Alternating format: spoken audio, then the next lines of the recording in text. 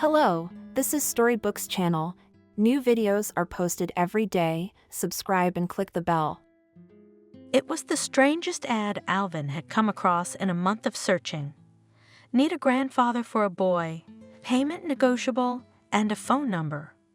The people had gone crazy. The rich people had gone crazy. Alvin resented the computer's mouse over the page. Not only do they have personal nannies, drivers, cooks, housekeepers, now they hire grandfathers. And they find them if they write so confidently about their need. The old man had been looking for a job for several months already. He was completely impoverished with this pension. He himself had lived modestly all his life. This paltry pension would have sufficed for one man, but thunder. The old man thought not so much about his own welfare as about the health of his faithful friend. The old dog, like Alvin himself, has long been in need of good medical support. The cost of a veterinarian's services was scary to think about. Besides, there were no good veterinary clinics in their remote area. Helen's daughter Helen, a veterinarian, was a great professional, but the consumables, as they now called all medical drugs and dressings, had to be bought for separate money.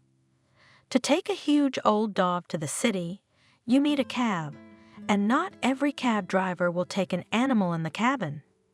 In short, old people, especially of the dog breed, had a hard time if they got sick. Animal feed has not only become more expensive in recent years, but has reached unthinkable sums. It seemed cheaper to raise a whole bull than to feed a dog or a cat. And Thunder, a dog of impressive size and eats several times more than the owner, but one Spunger, Alvin did not do without. He also fed dogs abandoned by dacha owners because he felt very sorry for them. Betrayed by their summer masters, with the onset of cold weather, these unfortunate animals slowly died, not realizing the proximity of winter. The first to fall ill were the kittens who had not had time to grow up before the frosts. At the same time, their mother cats disappeared somewhere, perhaps surviving as best they could. Squinting their blind, dirty eyes, these abandoned ones crawled out into the weak September sunshine and gained warmth in their fur, but only for a short while. Cold, damp weather would come, and the kittens would disappear somewhere one by one. Adult cats were more viable after all.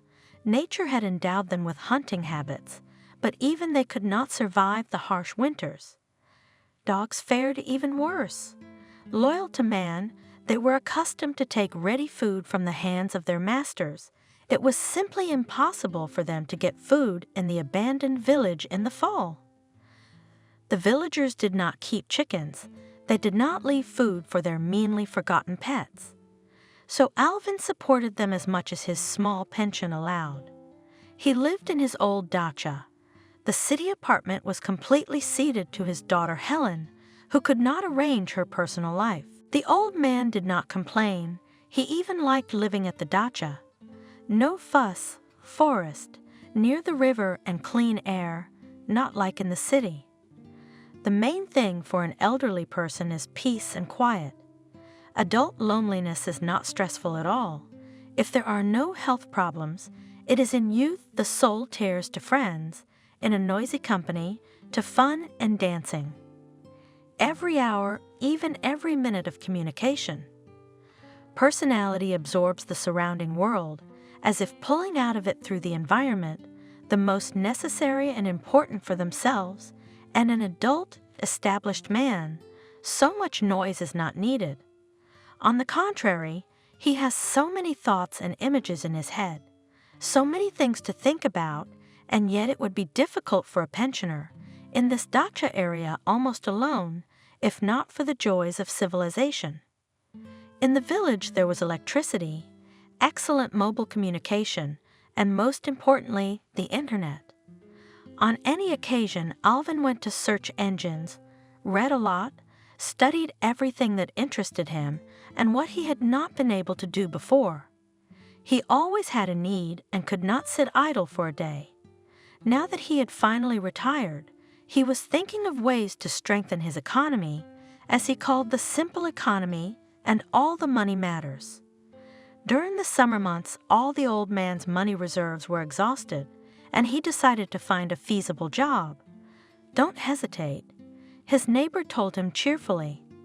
Jacob, a fat dacha owner, was gnawing furiously with his strong teeth on an apple that had just been plucked from a nearby tree. There's someone to guard the dachas here in winter anyway. Go on, here's a great job for you. Pensioner thought to go and guard, but not so. If before old men worked in these positions, now the easy job was taken by young and strong guys from all kinds of security firms. In the evening, tired from the day's running around the village in search of the bosses, Alvin sat on the porch. The dog, who was nestled near his feet, put his head on his lap. Did Thunder see what was going on? What is so important that they are guarding there, that such strong young men are assigned to the objects? The old man asked, stroking the dog's big head. After all, you have to work on such guys, and they sit there, doing nothing but playing on the phones. He sighed heavily and with a nod, saying goodbye to his friend, who was used to communicating with the dog as with a man. The old man went into the house to think about the next day. In the morning, Alvin again sat down at the old computer and found a couple of phone numbers of organizations, as they say, in walking distance.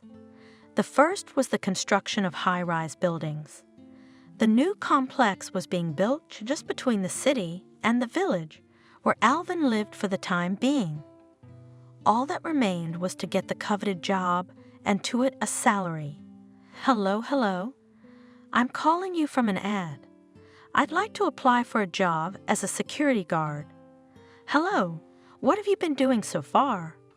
Why do you want to be a security guard? How old are you? The questions came one after another. Apparently, there were a lot of calls, and a set of questions was prepared for any candidate, and memorized by the questioner to death, so as not to think too long. I worked at the factory, retired. A woman's voice in the receiver didn't let him finish. No, sorry, we don't take pensioners. They hung up on him. Alvin decided not to get upset and dialed the next number. Hello, is this the store? Do you need a security guard? Yes, I do, but did you serve in the army? The male bass on the other end of the line asked him. Grandpa's phone was a cell phone, but he was so used to thinking that on the other end of the line, Alvin even smiled. Oh, honey, when I was in the service, you probably weren't even alive yet. How old are you? His voice became suspicious. 62. Alvin was getting a little sad. He was starting to realize what was going on. I'm sorry, we're in material security. We need young guys who can use weapons and catch up with criminals. I don't think you'd be a good fit. Wow, they catch criminals. Alvin said to himself, carefully hanging up the phone. No customers in the store, just criminals. This guy must have gone straight from the police to the easy bread, or else. He shook his gray head and dialed the next number, the gym, which was not so close, almost on the outskirts of town, 3 kilometers away. Alvin would have agreed to walk there every day, despite his sore legs, just to earn money. Hello, are you looking for a security guard? He started talking. No, we've already found one. A young man's voice answered him cheerfully. Our former coach just got a job. Excuse me, Father. Good luck to you.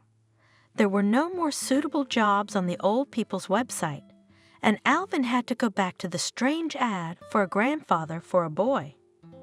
It is strange, everywhere refuse, only after hearing about his age, and here even by the voice instantly determined the old people, and here it is written in black and white that it is required exactly grandfather. I decided to call. What the hell is not kidding? I should at least find out What is the meaning of the grandfather's duties? The old man coughed well, so that his voice did not seem so old and creaky, and dialed the number specified in the ad. A pleasant female voice answered, "Speaking." "Hello, I'm calling from the ad. My name is Alvin." The invisible interlocutor seemed to be very lively. "Hello. Thank you for calling. My name is Clara. You probably thought my announcement was a little strange." Alvin just coughed embarrassedly into the phone, but I can't argue with that. "Alvin, I'd like to talk to you in person, if you don't mind. Where do you live? Is there any chance you could come down here?" "You'd better come to my place," said Alvin. "I live here." He explained in detail how to get to his village and cottage. He pressed the phone and quickly put things in order. Everything was always fine on his plot of land, but inside the cottage, of course, lacked a woman's hand. I changed the tablecloth on the table, cleaned up some abandoned things not subject to prying eyes, even took a towel and wiped off some dust. Then he washed, shaved, put on his new tracksuit, and waited for Clara. Exactly at the agreed time, at 6 p.m., a black Jeep drove up to Alvin's house. A tall man of strong build got out of it. He looked more like a bodyguard than a driver. Opening the door, the driver helped a petite, dark-haired woman out of the Jeep, wearing an elegant pantsuit suitable for the office, but not for a trip to a pensioner's hovel. Nevertheless, the lady walked confidently toward the cottage along the tamped path, already strewn with yellow leaves. Alvin approached the guests with a smile. "Good day to you. Come inside, dear guests." "Hello again," said Clara in an unexpectedly low voice and held out a small, strong hand. The driver nodded briefly and introduced himself. "I am also Alvin." His shake was stiff and as short as the greeting. The host led the guests into the house and offered tea and jam. "Tea makes conversation more pleasant," he explained. "I would love to drink tea, especially with homemade jam." Picked up Clara. "And let's drink tea in your garden. I saw a table with benches there." "Oh, great!" Alvin was pleased. He did not want to show the interior of his cottage, which was not very suitable for such a gorgeous guest. The weather was just fine for early September. The sun was warm, the evening was wonderfully warm and quiet, though in the morning the leaves of the big birches growing in the distance seemed to be falling. Alvin had been drinking strong and fresh tea all his life, adding to it all sorts of herbs, which he had collected over the summer and dried a myriad of them.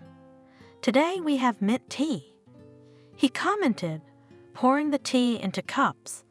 "I also made my own jam from that cherry tree over there. The berries, see? There are still some left on the top. We should leave cherries for the birds, too." The host also opened a box with beautiful cookies, thoughtfully brought by the guests. The pensioner had never tasted anything like them. The guests seemed to enjoy the view and the fragrant tea, and she gave the jam its due. She looked around the garden with marked pleasure and sighed at the pure air. Alvin, the driver, took his glass of tea and moved closer to Thunder, who had been warned by his host that the guests were his own and should be treated with courtesy. The dog wagged his tail, and the guest turned out to be an expert in canine psychology. The two were also having a good time.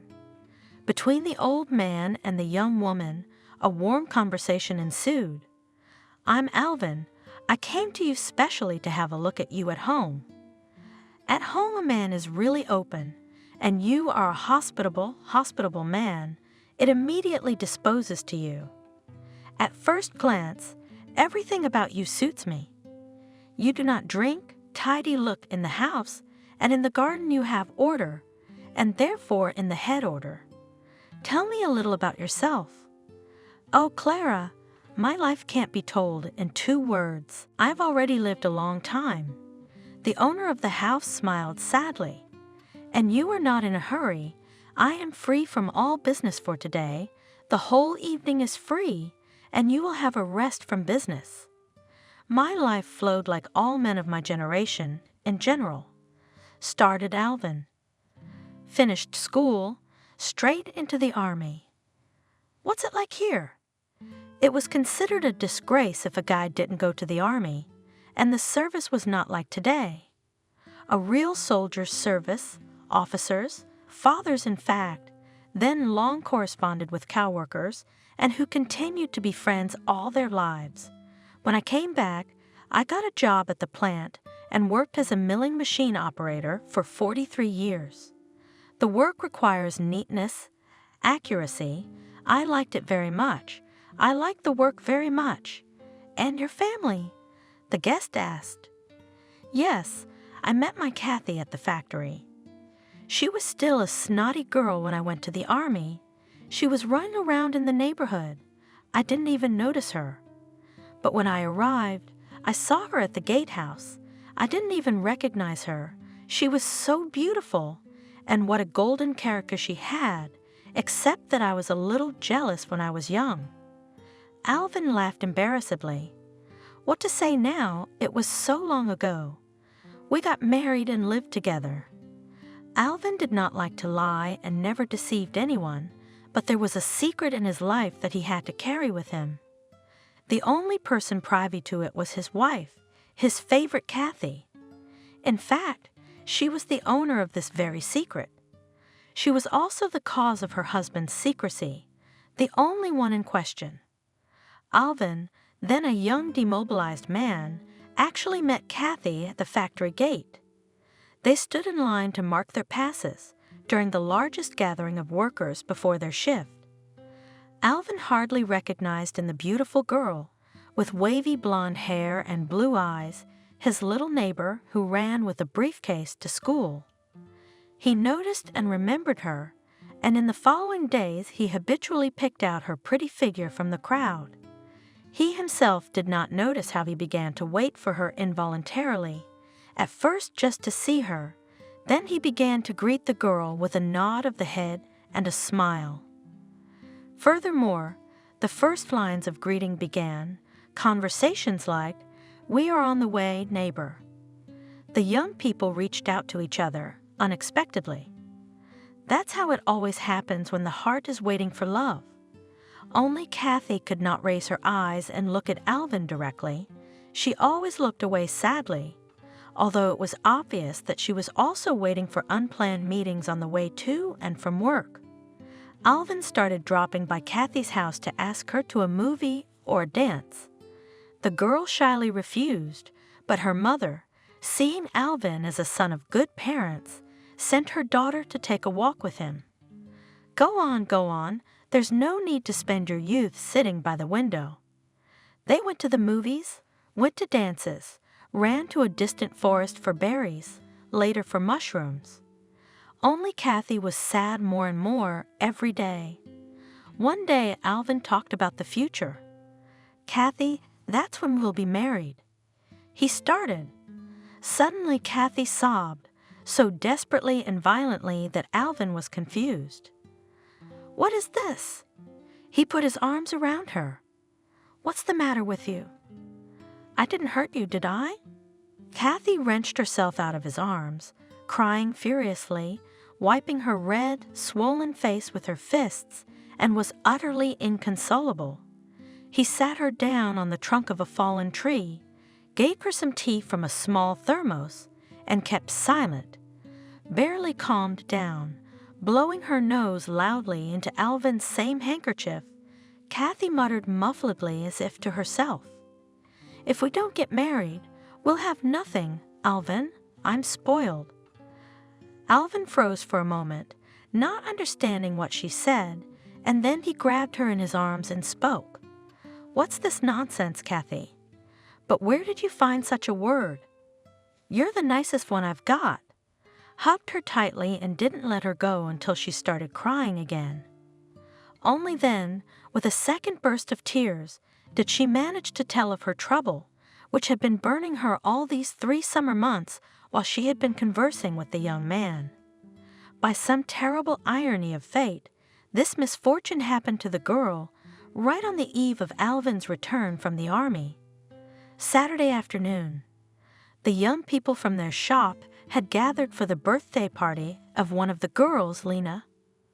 Kathy didn't know all the guys very well, but they had been in close contact with Lena for a long time, and with the permission of her parents, also went to a small dacha, where Lena organized her party. At first it was fun. They played, sang, danced. Then a few couples scattered around the plot and nearby bushes went for a walk.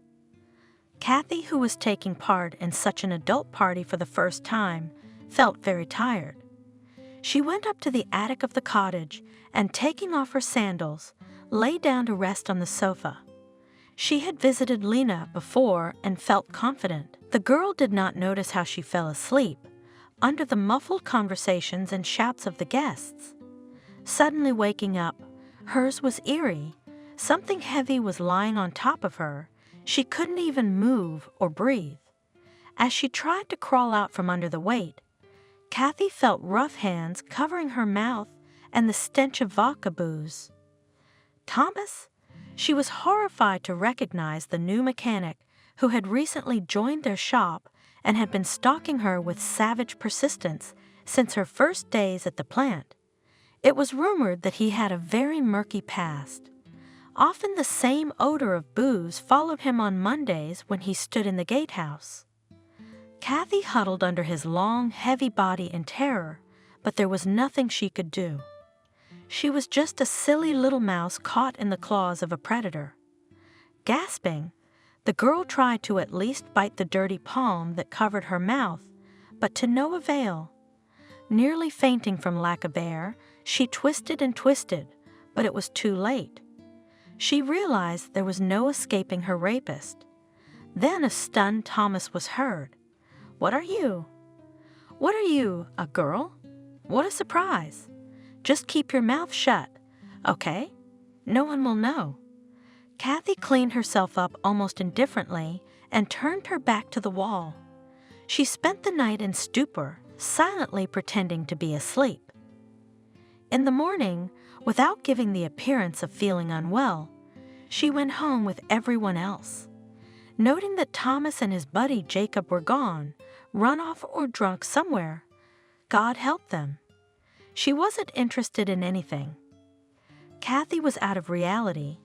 Only her shell retained the ability to smile, talk, and pretend to be alive. To her mother, who started asking about the birthday party, she said, "Yes, Mother, it was very good." Kathy scrubbed herself in the bathtub with a stiff washcloth, but she could not consider herself clean enough. She could feel Thomas's dirty fingers on her white skin, on her belly, between her legs. The nights passed in agony, and later the girl realized that this was not all. She found herself pregnant by a man she hated. Now she had to hide from people, first of all, from her parents, morning sickness, bizarre choice of food. She couldn't eat her former favorite cheese, cottage cheese and sour cream.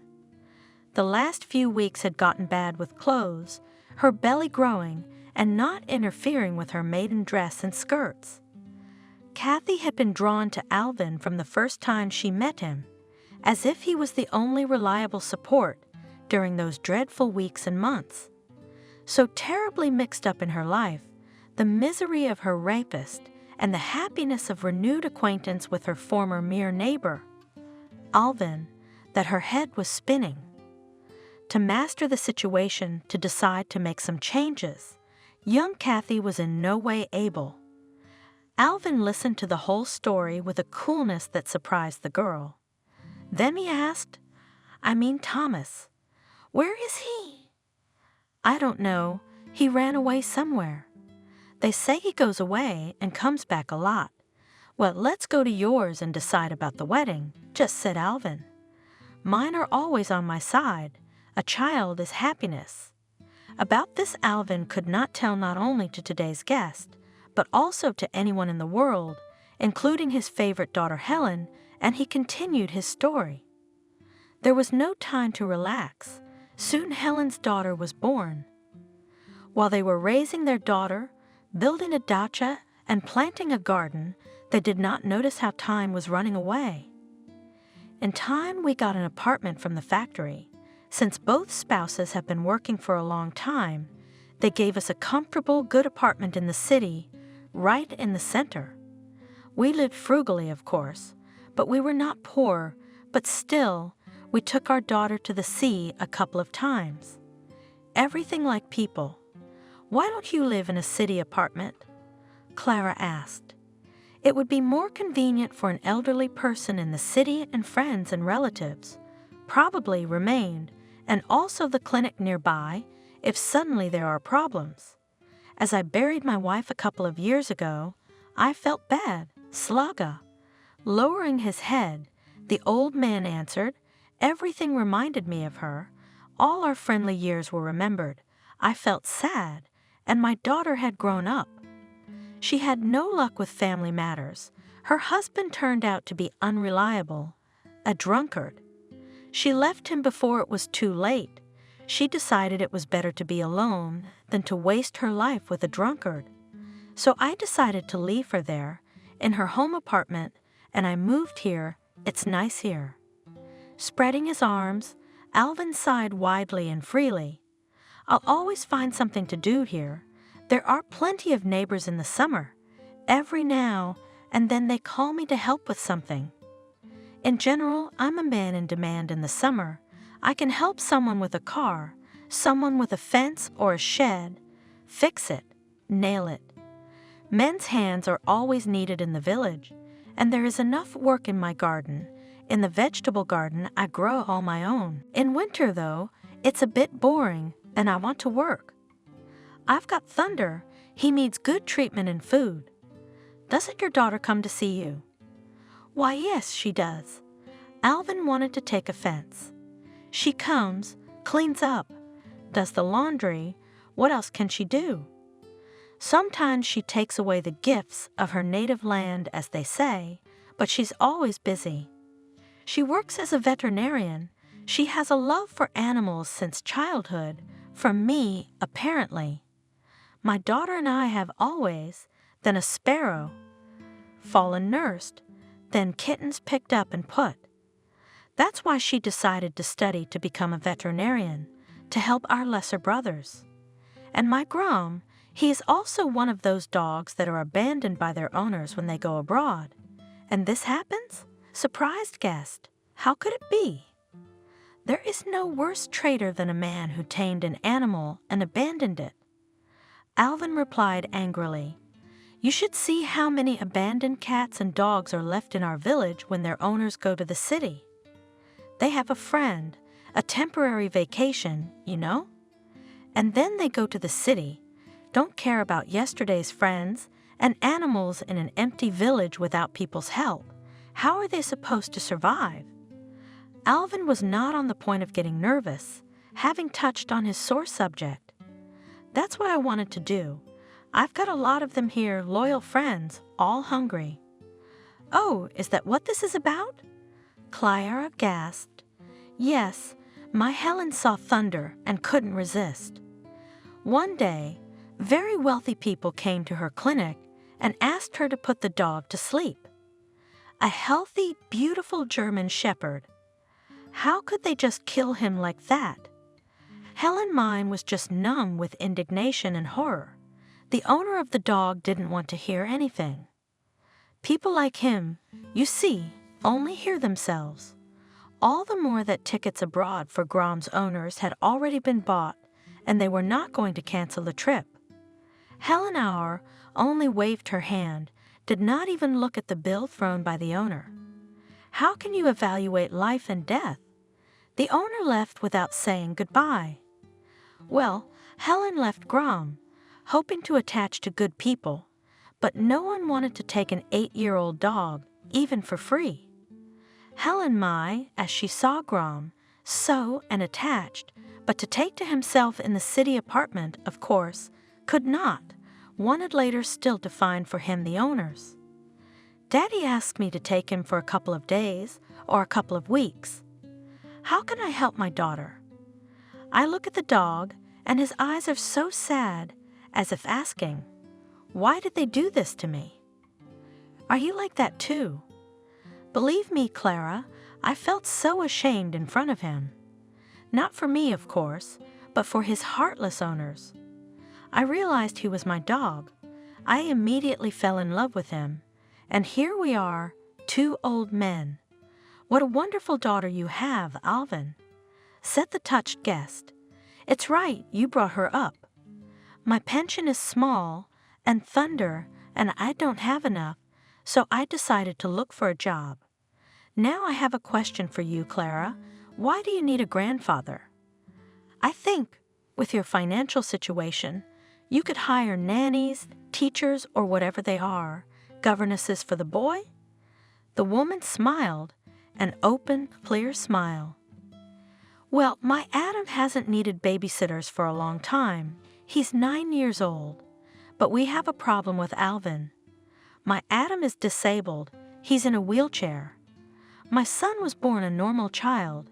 Everything was fine, but only just. I'll start at the beginning. Tell me about it. Alvin prepared to listen. I'll start with the frank. Adam was born without a father.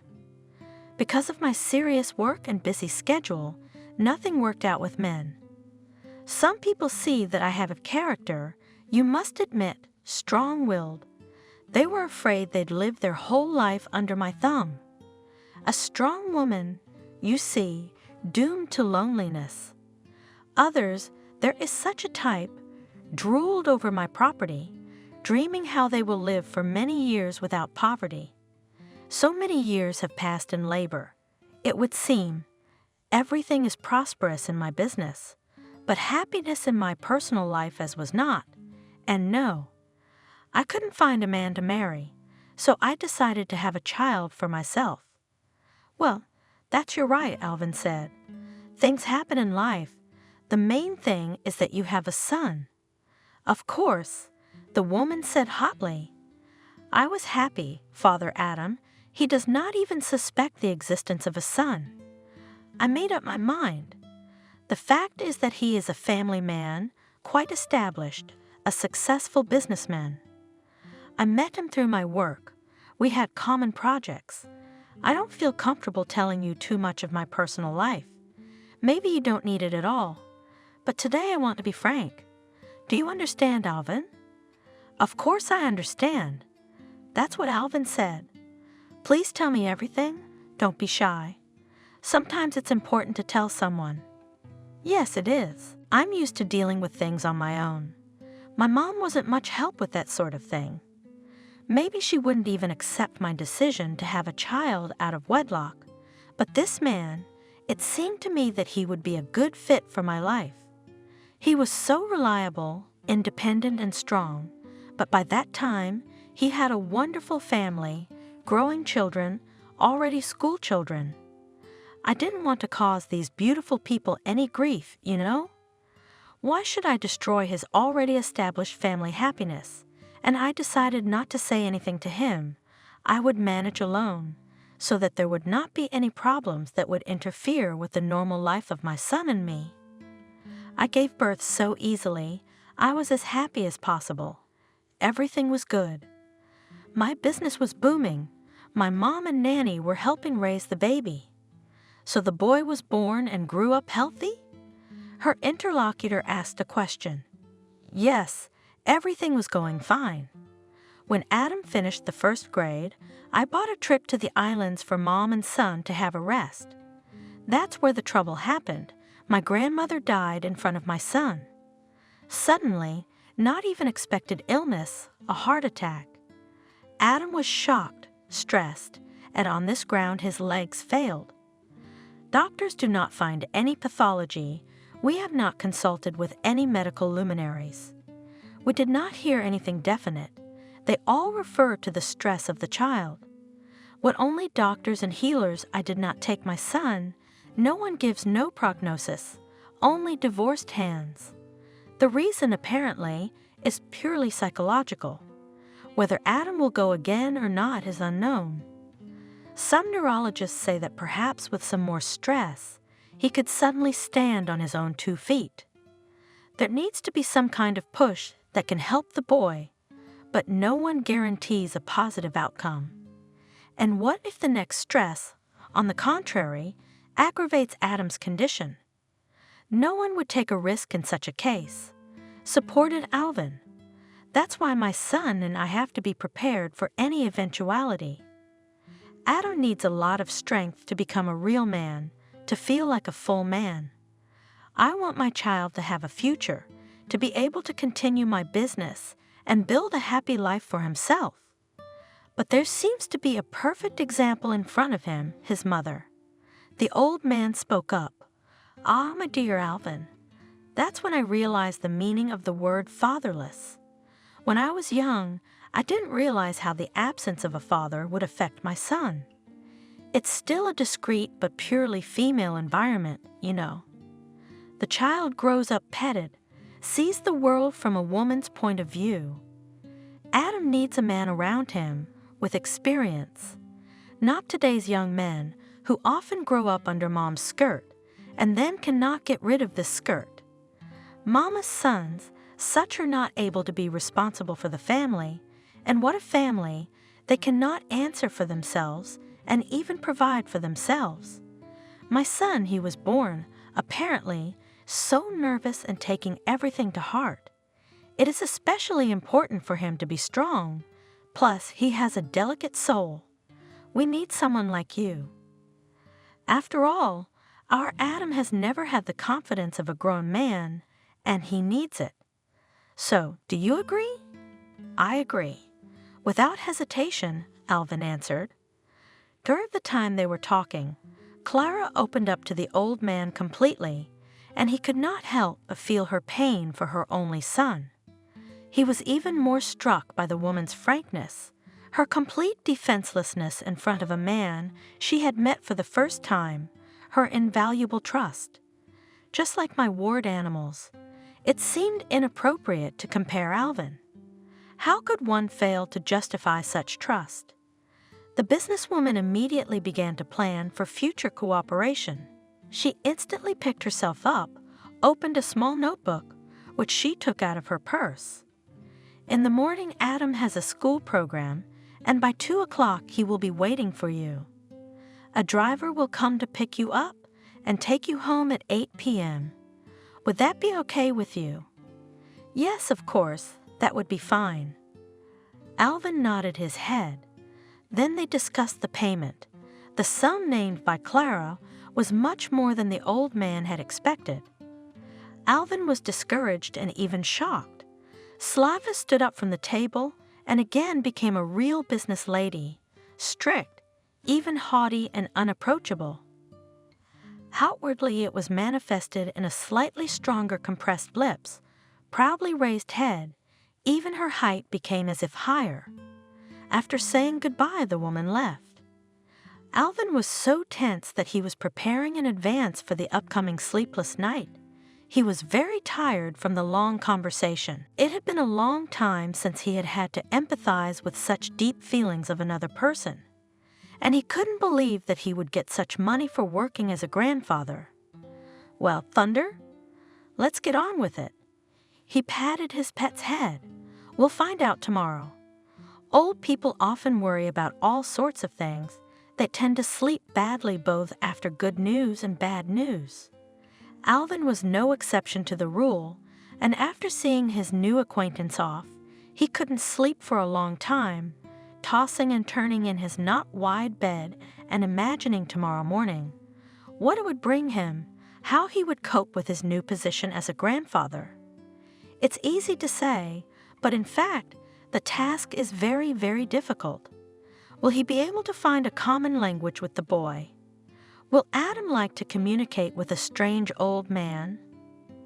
That's the challenge. Alvin did not think that in his old age he would want to like someone.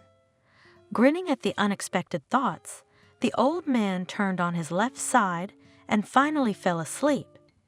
He woke up early, as was his habit, with a feeling of lightness and some good feeling in his soul. Then he remembered, "I'm going to work today. I'm going to meet a nice guy." He quickly prepared a simple breakfast, fed Thunder, and cleared the table. He was on time. At the appointed time, a car came to pick up Alvin. Alvin's driver honked the horn and looked out the window and waved to Alvin. "Good morning, Alvin." "Ready?" "Yes, Alvin. I'm on my way." The old man replied, and turning toward the dog kennel, he ordered, "Thunder, you're in charge. Keep order. I'll only be 8. Don't miss me." He locked the flimsy cabin door for good measure, put the key in the usual place he and Helen knew about, and ran off the porch. A black Jeep drove them to Slag's house in a matter of minutes. Already at the entrance it became clear that the neighborhood was very prestigious. A high fence limited the part of the building. They had to pass through a closed gate with a barrier, at which stood a guard. In a booth at the gate was a telephone set. "That's what I got," mumbled to himself Alvin, and said aloud, "It's like a closed town here." "Yes," answered Alvin with his usual laziness. "We've got celebrities living here. They're afraid for their lives, you see." Alvin felt a little uncomfortable, to say the least. He did not like to enter an unfamiliar space on a bird's license. The farther they drove into the buildings, the higher the houses were, the more imposing the fences, and now it was not houses, but whole castles rising among the trees. Alvin had never seen such wealth before, except in the movies, and he felt a little shy. The house in which he was to work was also large and beautiful. Alvin led him up the front stairs to the door and held out his hand, inviting him in. "Mary, we're here." He shouted loudly into the back of the house and immediately turned and walked away to his car. Alvin was a little afraid to tread on the shiny parquet floor and probably looked confused, but help came in the form of a ruddy, full-figured woman in a white apron who appeared out of nowhere. "Hello. My name is Mary. I'm the housekeeper. And you are, as I understand, Alvin." She smiled and extended a big warm hand to introduce herself. "Yes," the old man said quietly, looking around at the ceiling mirrors and the chic decorations of the lobby. "Don't be shy, Alvin." Mary smiled even wider. "We are expensive and rich here, but we have simple relations. Everything is human. You'll get used to it in no time, you'll see." Mary went to the big open door to the rooms and called loudly, "Adam, Alvin is here to see you." From the back of the room, an exclamation sounded. Then there was a soft squeak of wheels, and a light wheelchair rolled into the lobby, in which sat a thin, dark-haired boy, easily recognizable as Slag's son, the same warm look in his brown eyes, the same smile. But only a person lucky enough to see the boy's mother in such openness as Alvin had during yesterday's conversation could see the resemblance. The boy approached his guest and smilingly extended his hand. "Hello, Alvin. I'm Adam." The old man shook the boy's skinny hand and said, "Well, hello, Adam. You can call me Alvin, or you can just call me Uncle Alvin." "Well, come on. I'll show you my room," said Adam and rolled forward, at the same time telling about his home. The boy was obviously happy to meet the new acquaintance and wanted to present his favorite corners as much as possible. Alvin looked at Adam with attention and as if he saw himself as a child. He had no experience with boys, no sons or grandchildren yet, but looking into the child's lively face, he vividly recalled his childhood years. What was he curious about? What could he interest the little acquaintance in? And Adam did not seem to be thinking at all. He was showing the guest his household with joy. On the contrary, he showed Alvin his new computer. "Do you use the computer?" asked the boy. "I have to, but I have a very old one." The man answered. Alvin watched with interest as the boy quickly tapped the keys and typed the necessary words in the search engine. The first word was router. Adam wanted to show his grandfather the possibilities of Wi-Fi. Come on, Adam. Alvin rushed to him. Explain to me again, how can I connect to it? His daughter gave him a good smartphone for his birthday, and now Alvin was, as they say, armed with the latest knowledge through the internet. But he didn't have Wi-Fi in his cabin, and he was happy to learn from Adam about its possibilities. The men had a lot to discuss before Mary called them to the table. They talked as equals. Alvin had no time to marvel at how much Adam knew. They went to the kitchen, where the table was set for two. You're welcome, Mary said in a friendly voice. It was obvious that she was glad to have a new face in the house. Inviting the guest, Adam. Mary always feeds me an afternoon snack, Adam said.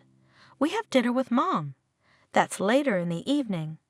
Mom is always at work. Sometimes she comes late, and I wait for her. That's when Mary scolds us. How can you not? You'll get sick to your stomachs living like this. Mary grumbled good-naturedly. The child is hungry. He's bored to eat dinner alone, and Clara is burning with work, forgetting everything. How can you do that? Yes, war is war, but dinner is on time, as they say. Caught up with Alvin. Adam, you should grow up. Eat properly. All your strength goes into growth. At your age, now's the time to build muscle. Yes. Adam was surprised. And how to build them? Is it to be like wrestlers or heavy athletes? And that, my dear fellow, is to eat more meat and vegetables, answered Alvin. And exercise, strengthen arms, legs, food should be well mastered. Then he realized that he had talked about arms and legs for nothing. But looking at the child's interested face, he continued, Here is my daughter treats animals. She is my doctor, only veterinary. She has cats and dogs and even birds in patients can be. So she prescribes them just such a diet to recover faster, meat and vegetables. He continued to pour out details from Helen's practice, seeing the interested look of the small interlocutor. Adam looked at him with all his eyes, not forgetting to chew scrambled eggs with greens and drink cocoa. Mary was sitting next to him, propping her chin on her fist, looking at them with quiet amusement. But then she realized, It's good to be with you, but I have to cook dinner for someone. And she went to the stove. Does your daughter cure horses? Meanwhile, Adam was asking, She does, doesn't she? Answered Alvin. Last year the circus came, and their horse was sick. It was capricious, didn't eat anything. Then it went completely sick, but you have to do the program. Yes, what kind of circus is a circus if the horses don't perform? They're a team, you know. They can't perform without each other. Did they bring her to your daughter? The boy's eyes went wide. No, Adam. Alvin shook his head. The poor horse had no time to travel. She wasn't feeling well at all. Helen came and sat by her, talked to her. I don't know what the horse told, but only my daughter realized that the horse's stomach was not working. And the horse, you know how big it is. Laxatives, at least a bucket of them, I think. I didn't ask you exactly, but the horse came back to life in an instant. Just like that? The boy laughed. Yes, just when it was all right, answered Alvin. But the horse could have been lost, because guess what it ate that wasn't supposed to? I don't know, Adam thought. Carrots, potatoes? Well, she could have eaten carrots and potatoes, especially if she had eaten green potatoes that had been in the sun for a long time. But it was worse. The workers did not see to it and left a bucket near this young mare, in which they washed carrots with a washcloth. Together with carrots, she managed to swallow a piece of loofah. This loofah was the cause of the horse's illness. "You," disappointed stretched Adam. "How come?" That's it. The old man spread his hands. That's how it happens when someone is not working hard enough, not in good faith. "And why cannot green potatoes to the horse?" asked Adam. "You see, in the sun and the potatoes, the strongest poison is formed. It's called solanine," explained Alvin. "Such poisonous potatoes should not be eaten by anyone, neither humans nor animals. It is very easy to get poisoned." "Mary, Mary!" Suddenly Adam shouted. "Where are our potatoes? Not in the sun."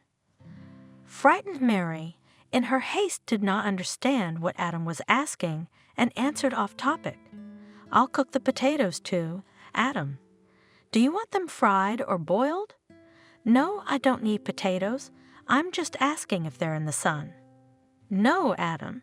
Mary was surprised at the question. "We keep them in the cellar." She looked questioningly at Alvin, but there was no time for conversation, and again the men were left alone. Alvin stacked the dishes neatly in the sink of the sink. "Well done, Adam. You've eaten everything. Even my Thunder wouldn't have anything to lick."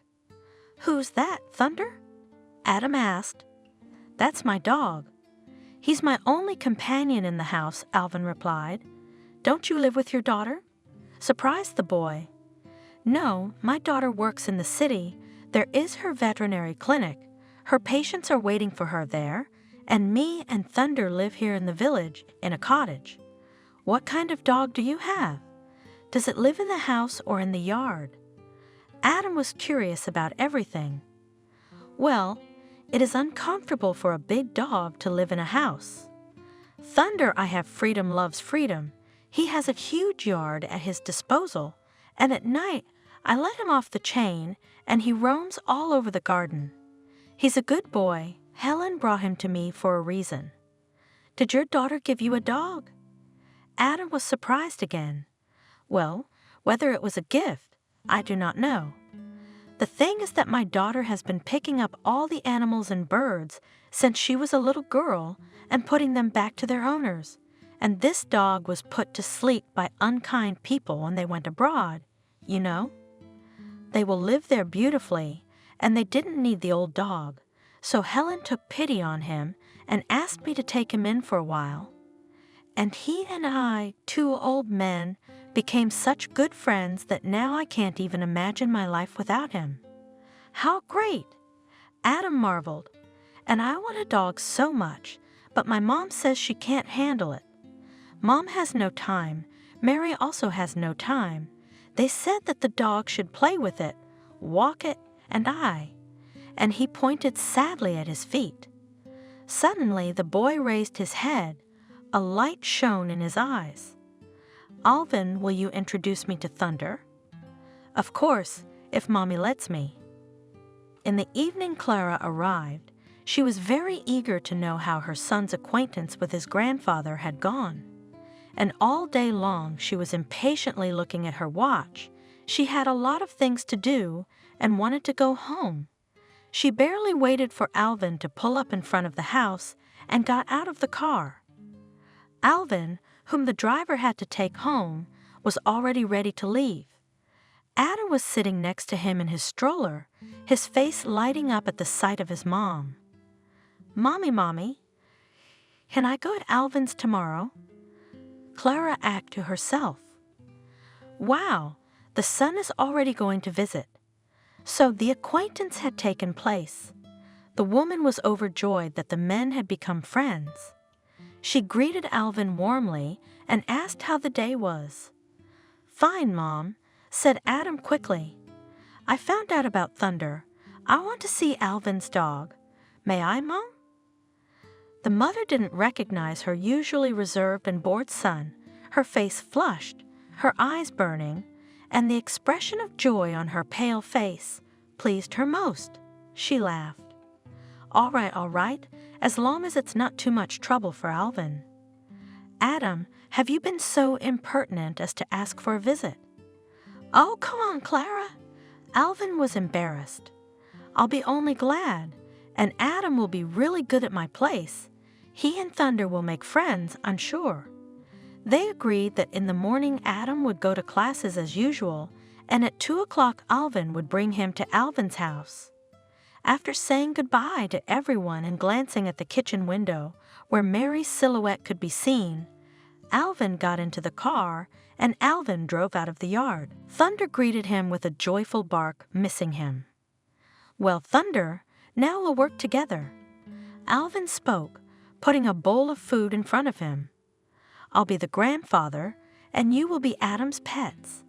He is a good, kind boy, and smart to what I am at his age." Alvin laughed softly and waved his hand. The old man was so full of impressions that he didn't even eat dinner. Mary had a good meal today. He sighed. A woman's cooking, yes. After a quick drink of tea with whatever was at hand, he drifted off to sleep, but before his eyes were the boy's shining eyes, the mirrored walls of the fancy house, and the full hands of beautiful Mary. He smiled at this vision and sighed. Life seemed to be getting better. Alvin, as always in anticipation of any guest, began to clean up first thing in the morning, first around the cabin, then inside.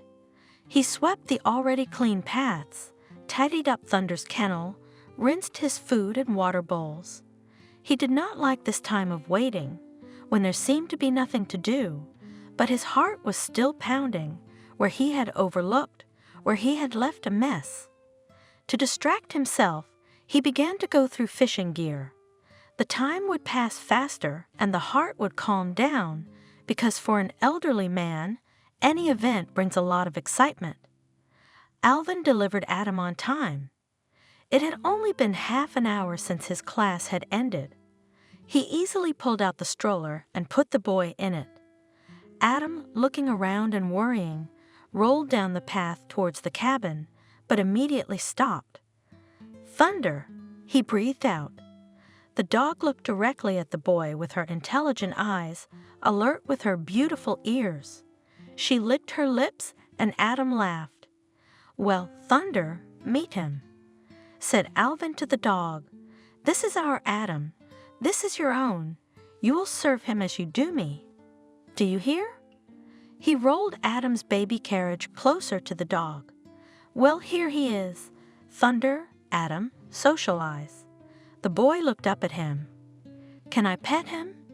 "Of course you can," Alvin replied. The boy slowly reached out his skinny hand and with a careful movement, placed it on the dog's big head. "Thunder," he breathed out. The dog licked his hand and laid his head near the boy's feet. Adam leaned down and continued to stroke Thunder's thick fur. It seemed to him that he could sit like that all day, but Alvin was already calling his guests for tea. Mary had sent some apple pie with Alvin, by the way, so the tea party was a success. It was held in the same place where Clara had sat the other day with her host at a table in the garden. Thunder watched them from his seat, squinting his intelligent eyes and wagging his tail. In the fresh air, Adam's appetite was great, even took a deep breath after lunch. "Ooh, he's full. Shouldn't we guys go to my daughter's veterinary clinic?" Alvin suddenly suggested it. "Alvin, you're with Adam tonight, right?" "Yes, that's what Clara ordered," answered the mighty Alvin in a bass voice. "Let's go, the weather is great. The day is wasted. Come on, come on." And he began to put Adam in the car with jokes he'd only managed to shout. "Bye, Thunder, I'll come to you." The veterinary clinic struck Adam so much that he kept silent for a long time, only listening attentively to Helen's story. The girl was not expecting guests, but was pleased with her father and his friends. "This is how we work," she said, showing Adam treatment rooms, devices and couches for four-legged patients, and special devices to hold patients in the right position. It would be nice, of course, to update a lot of things, to make repairs, but the boy saw a lot of animals that were receiving medical care.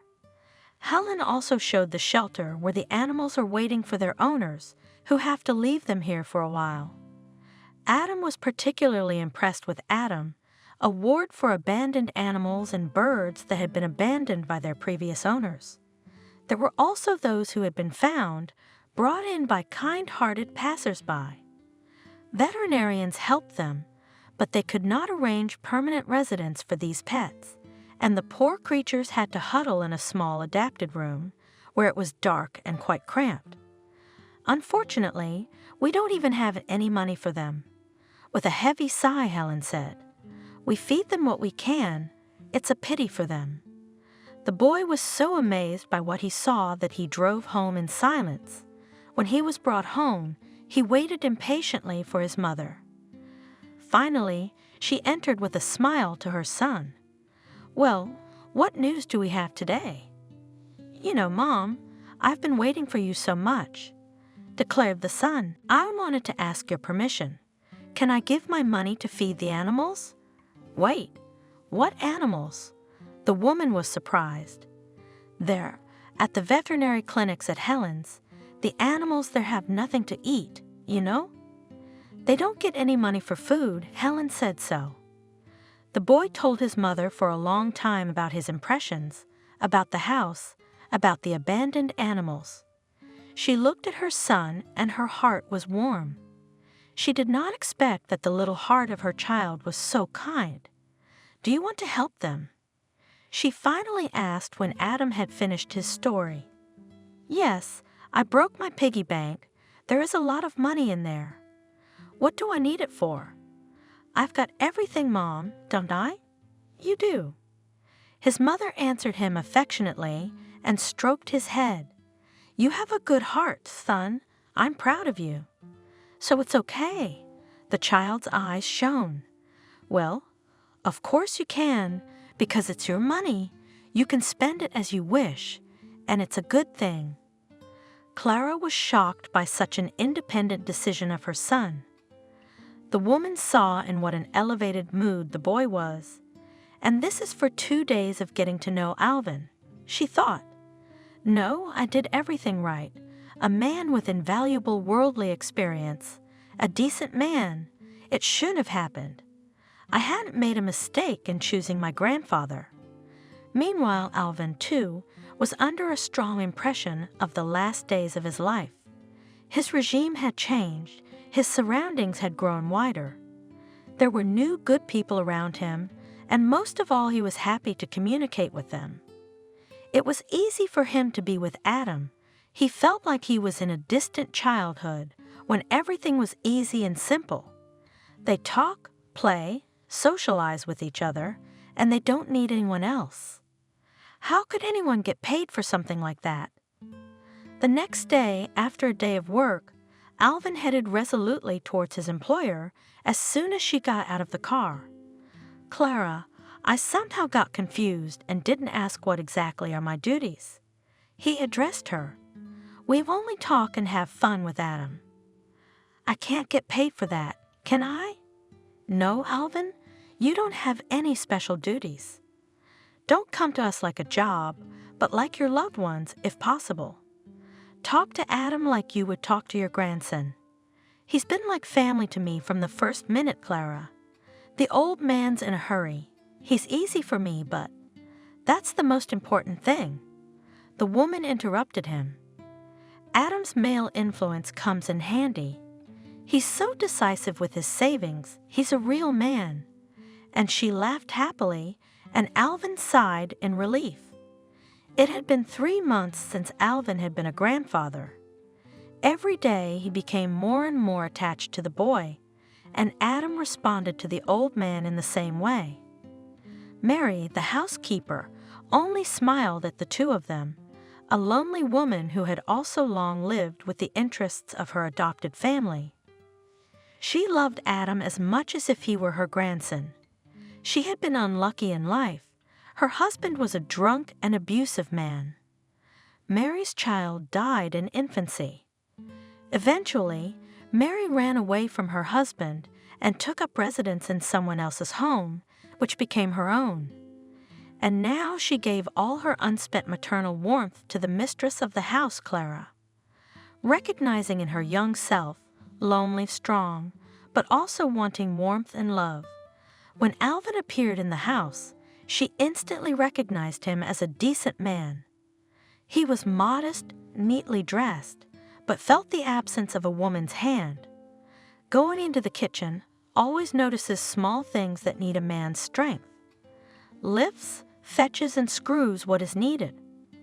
Mary has more than once caught herself that with pleasure looks at the thin face of a man and thinks, "If only I had once had such a husband." Then she remonstrated and scolded herself. "What are you thinking about, young ladies in waiting?" But her heart could not command, and again she tried to treat the man something especially tasty. All the more that her favorite Adam, next to Alvin, seemed to acquire a wolfish appetite, and that pleased her madly. She began to prepare larger portions so that she could wrap the rest and give it to Alvin to take with her. "It's a pity, Alvin. Take some food. Don't hesitate to have dinner in the evening.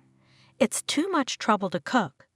He was embarrassed, even blushed a little, but he dared not refuse the treat and was especially courteous to her the next day, when he came with his pupil for the afternoon meal. Now Alvin accompanied Adam everywhere, and to the pool, where the boy had individual lessons, and to classes in the rehabilitation center, and for walks. They never bored each other and always found topics to discuss. Sometimes, when Alvin had the weekend off, Adam would call him and ask him to come over. Alvin thought that without an agreement with the landlady, he should not take too much initiative and was sly. "Adam, you're a man. You should realize that Thunder misses me," he said back, "and some household chores are piling up." "Why?" pulled Adam. "If I could come to you, I would help you and play with Thunder. He wouldn't be bored." And on his last day off, the boy asked him directly, "Alvin, can I come visit you?" "Sure, come if your mom lets you." Alvin breathed out a sigh of relief, and his mother did allow it. Moreover, she brought Adam herself, and she brought Mary with her. Alvin only grunted in embarrassment. Adam and his mother took a ride along the path, then Clara decided to walk to the woods, and Mary began to clean the house. And as he did not persist, she, smiling, washed, rubbed and scrubbed and said, "It's been a long time since a woman's hands have been here. So Alvin, you let me clean up, and you entertain the guests." The bright winter sun was already beginning to warm up, so the adults were not afraid that Adam would catch cold. Thunder played with the boy with pleasure, forgetting about his old ailments. Adam's options were limited too, so the two were quite content in each other's company. As always, after fresh air, the boy ate boiled potatoes with appetite, dipping them in melted butter. Dinner was prepared this time by Alvin himself. He allowed himself to brag. "Well, the potatoes from our garden are good, eh? Crispy, aren't they? And my neighbor's butter, pure cow's butter, I save every year since autumn. Eat it. It's a natural product, not some synthetic one." Clara even squinted. It tasted so good. The day off had gone wonderfully. She said as she finished her dinner, "Thank you for your hospitality, Alvin. It's time for us to go, and Mary has finished cleaning up," said Clara. "Mom, it's so nice here. Can I stay at Alvin's for the night? I'll be gone and Thunder will miss you." The boy's eyes shone and his cheeks blushed. The mother saw how happy the child was in the company of the old man and Thunder. "Clara, let Adam stay. Tomorrow is Sunday. Alvin can come and get him. If you don't trust the old man, let Mary stay. There is enough room for everyone." Alvin supported the boy. Adam looked at his mother in such a belittling way that she hesitated. Here Mary also put in her weighty word. "If necessary, I'll stay here. Let the boy play in the fresh air, and all in the city, and in the city. And tomorrow night you'll send a car for us. What am I going to do with you?" "Stay, you insolent guests," laughed Clara. From that day on, Adam's overnight stays at his grandfather's house became quite frequent. Adam spent almost every weekend with Alvin. Sometimes Mary stayed overnight to prepare a good meal for the two men, but this happened very rarely because her main work required her presence in the big farmhouse.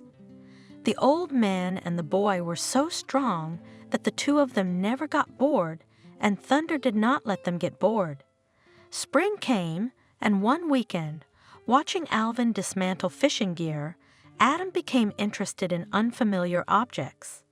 "What's this? What's this? And how does the feeder catch?" he asked Alvin. He patiently, even with pleasure, showed everything and told about the tricks of fishing. "Wow," the boy's eyes lit up, "and I have never been fishing." Alvin realized it was time. If in time to support interest, it will be Adam's gift for life, and if you lose this moment, so it will fly away, and the boy will not become a fisherman, never in his life. "Well, tomorrow then, without any solemnity," he said. "Let's go to bed, and tomorrow at 5 a.m. we'll meet the dawn at the river." Adam gasped. "Really? We'll get up and go. That'll be the truth. We're our own masters, aren't we?" Trying not to show his excitement, Alvin answered him. Yes, he was worried. The boy was not used to hardship, the damp morning, the chill, and the damp air. There was no telling if he would enjoy it all, but it was said done. Up at the right time, quickly packed and set off. Mary grumbling and putting on Adam a warm old Alvin jacket, kept shoving them a bag of food, then crossed discreetly to the boy his stroller. It was Adam's first fishing trip. You can't go far in a stroller, and it was decided to fish in the pond, about 500 meters from the road. The old man spoke in detail about how to fish properly, how to string worms, how to cast the rod. At morning dawn, beat good, Alvin began to drag one fish after another.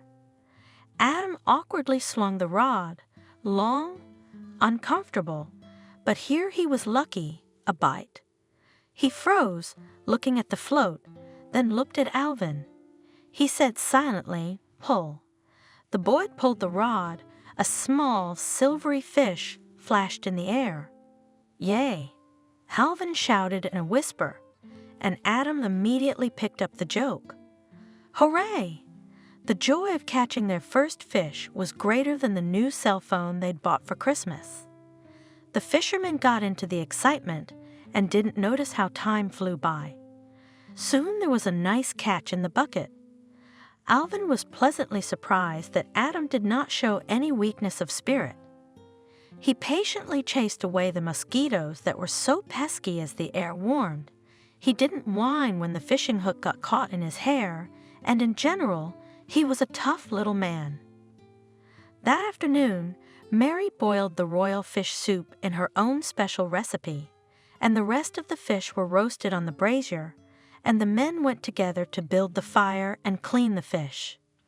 Despite being tired and unaccustomed to hard work for him, Adam did not think of giving up. He also cooked fish on the fire for the first time in his life and was proud that he was really helping adults. He enjoyed looking at his hard-earned calluses and scratched, hooked fingers. He might not become a fishing enthusiast, but this joy would stay with him for the rest of his life. Alvin thought, and Mary, looking at the way her favorite flies to the soup, rejoiced, strengthened health and ruddy cheeks Adam. Summer days passed one after another. Adam got tanned and strong. Mary laughed. Before this summer, she had been racking her brains, inventing a particularly tasty dish for the boy, but here he ate everything and asked for more.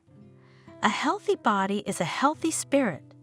The driver Alvin exclaimed, feeling how the boy was getting stronger. He had to lift both the child and the wheelchair to load them into the car, and he could tell exactly how much his ward weighed before his walks with his grandfather and how much he weighed now. Fall was approaching again. One Saturday evening, Mary and Adam also drove over to Alvin's house to take a break from the noise of the city and enjoy the last of the warm money together. Mary and Alvin, for a long time, have not hidden mutual sympathy, and the woman did not hesitate to come to patronize in his bachelor household to prepare dishes tastier. It was a quiet, peaceful evening. Nothing boded ill, but age sometimes gives out unexpected and unpleasant things. In the evening, Alvin suddenly felt sick, shortness of breath and dizziness. In order not to cause panic in Mary, already prone to excessive worry, he quietly called Adam. "Adam, I don't feel well. My blood pressure must be up. We won't make any noise, or we'll scare Mary. I'm going to take my medicine and lie down while you feed Thunder.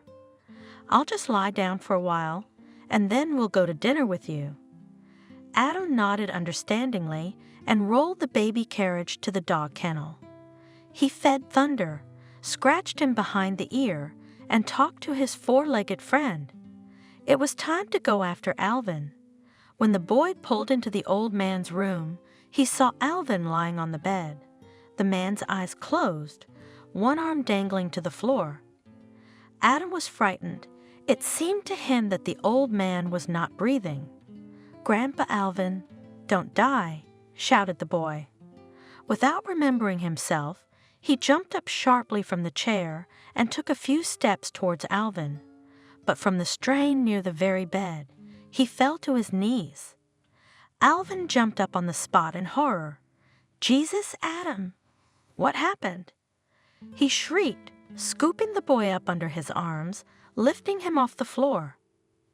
Adam, both crying and laughing. "I was frightened. I thought you were dead." "Well, Adam, don't cry. It's all right. Nothing's going to happen to me. It must have been the medicine, and I dozed off. And you? Did you come to me by yourself?" "I don't know. I guess I don't remember. I was really scared." Alvin sat on the floor, cradling the child, and could not understand anything. Was Adam so shaken by the fright that he was able to take independent steps? The man believed and disbelieved, but for now he was afraid to test his hunch. Adam sobbed one last time and looked up at him. "Grandpa Alvin, don't tell Mom I cried," he said embarrassedly. "Oh, come on, honey. Of course I won't. Did you cry?" "I didn't see any tears." Alvin pressed the child's blonde head to his breast and kissed the top of his head discreetly. He was touched to the core by the boy's anxiety. Meanwhile, a frightened Mary appeared in the doorway, having come running to Adam's shrieks from the far corner of the garden. "What on earth is going on here?" she exclaimed, poking her head through the doorway. "Is everyone alive? What's going to happen to us? We are strong men, almost heroes," answered Alvin with a smile. He pulled Adam away from him and offered, "Come on, let me lift you up, and we'll try to take a few steps. Don't be afraid, Adam. I'll hold you up." The old man lifted the boy off the floor and held him up until the boy had his legs spread firmly. Mary froze in tense anticipation, but remained patiently silent. "Well," quietly ordered Alvin, and Adam took the first step. Even though his grandfather held him with both hands, even if it was only one step, but he took it himself.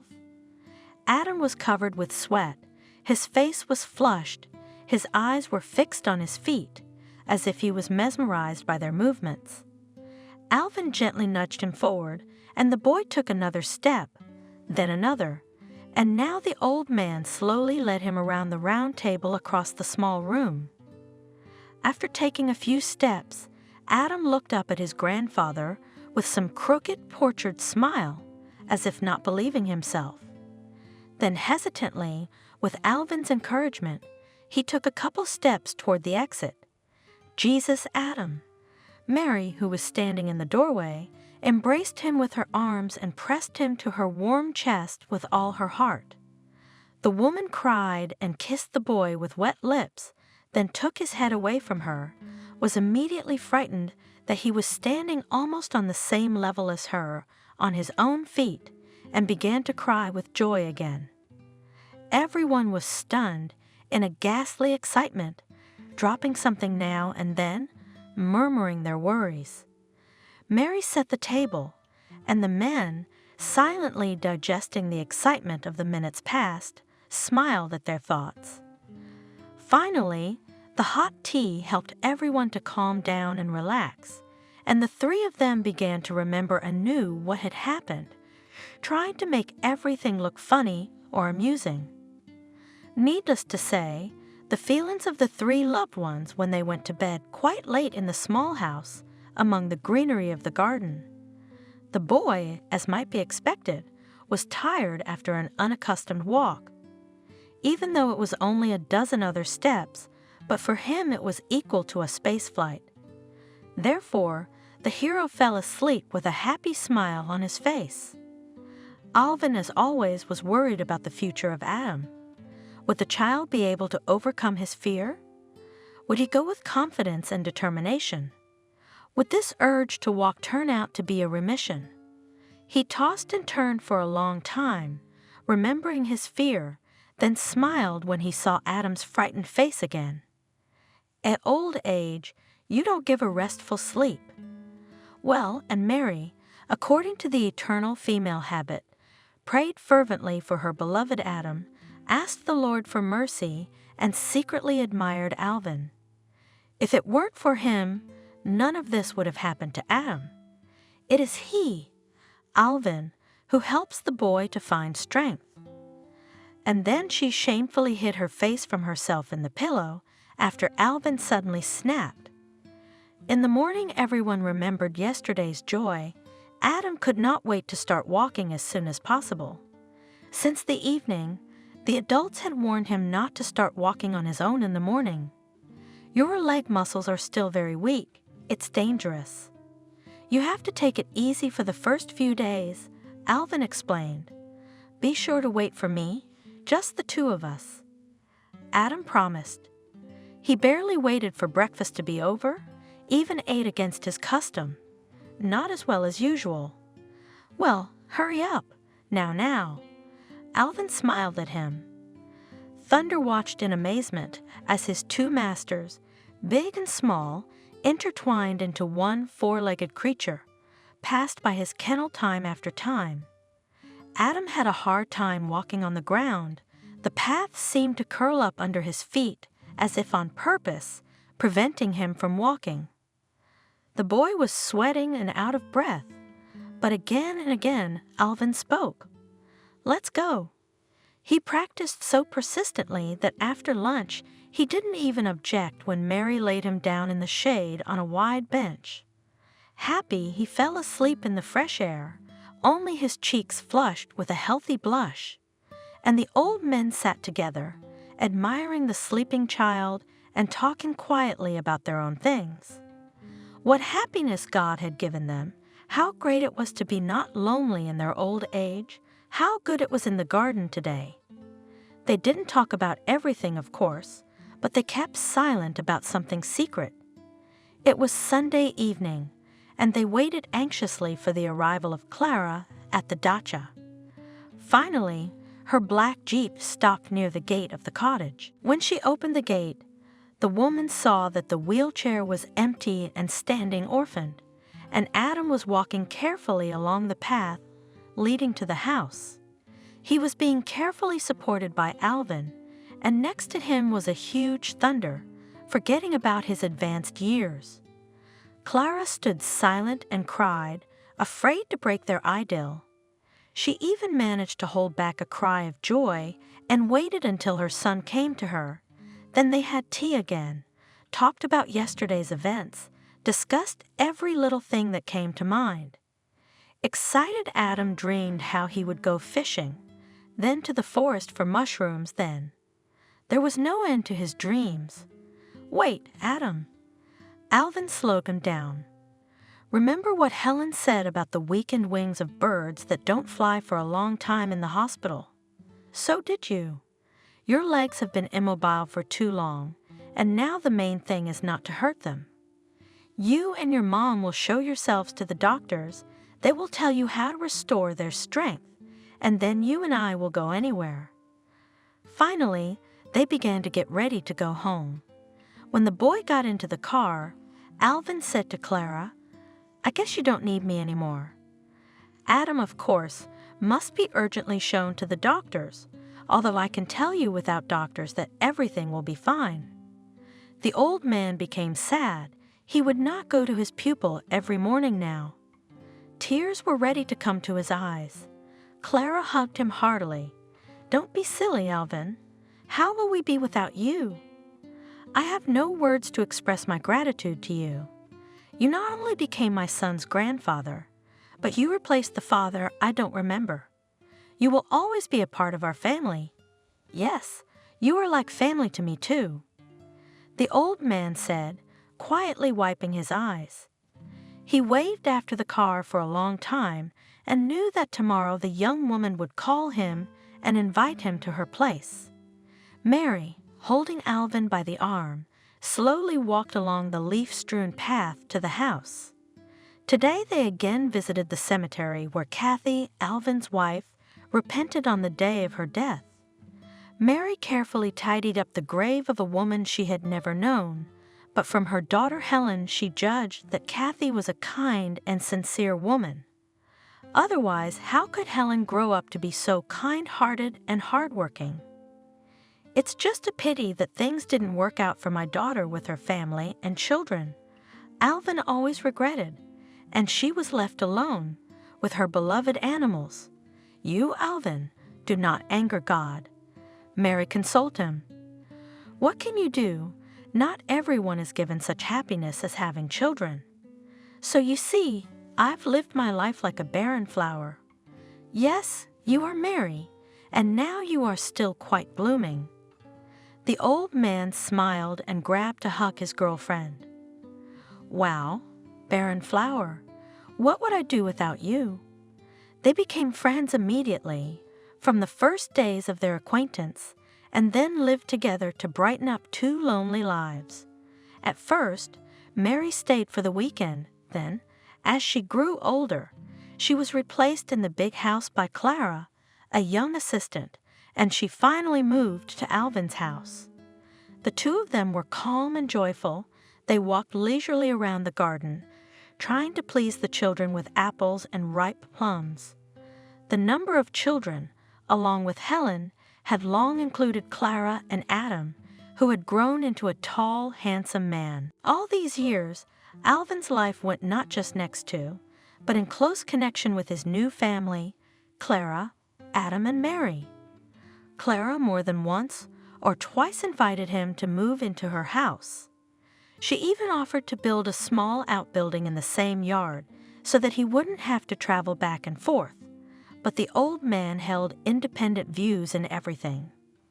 Moreover, now he was not alone. Luckily for him, he met Mary, who doted on two men, Adam and her Alvin, as she always called him. Helen was incredibly glad that her father was not alone. She quickly became friends with Aunt Mary, as she began to call his new, although not young, wife. The old people didn't sign. Why such tenderness? It is not their business to attract unnecessary human attention to themselves. It is enough for them to live nearby quietly, so that there is a companion on a cloudy day, a sunny morning, or a sleepless night. With the groans of an old man, there is no escape. Helen came to see them quite rarely now because she was addicted to tourist trips around the country. The old people's house was filled with magnets, souvenirs, all kinds of embroidery and rugs from different parts of the world. Adam has grown up over the years, graduated from school and college. No one would have imagined that the handsome young man, who was once disabled and spent several years of his childhood confined to a wheelchair. At the beginning of his career, he completed an internship at Clara. Mom wanted her son to have his first experience under her supervision. However, after receiving his diploma, the son decided not to work with her. "No, Mom, no," he stated firmly. "I don't want to be a mama's boy. That's the first thing. You will understand me here, right?" Mother could not resist his disarming smile. "Well, suppose I understand, but I wouldn't control you so much." She objected weakly, clearly realizing that in fact, she could not help but interfere with her son's work. And what Mother could? "And the second reason is, I'm not interested in your industry, Mom. You know, I have always dreamed of internet technologies. What should I do now?" "Forget about your dream?" Clara, of course, agreed. She remembered herself very well in her youth. She never knew how to obey someone else's will. She did everything in defiance of everything. If only he could achieve his goal. Maybe this is the secret of her success. Well, she won't cross her boy's path. Let him build his life the way he likes. He is an adult, independent man. Adam really wanted to achieve everything himself, as Alvin once taught him. Not believing in God or the devil, Clara only gasped and mentally spat to the side so as not to jinx it when faced with his stubbornness, bordering on stubbornness. Her weak boy, who once suffered from 2 strong experiences, imperceptibly grew stronger physically and spiritually, and all thanks to the fact that he received life lessons in time from an old, unremarkable, in general, man, Grandfather Alvin. Clara thanked fate for receiving some kind of magical hint that summer. Her son needs a friend, a mature man, an experienced and decent person.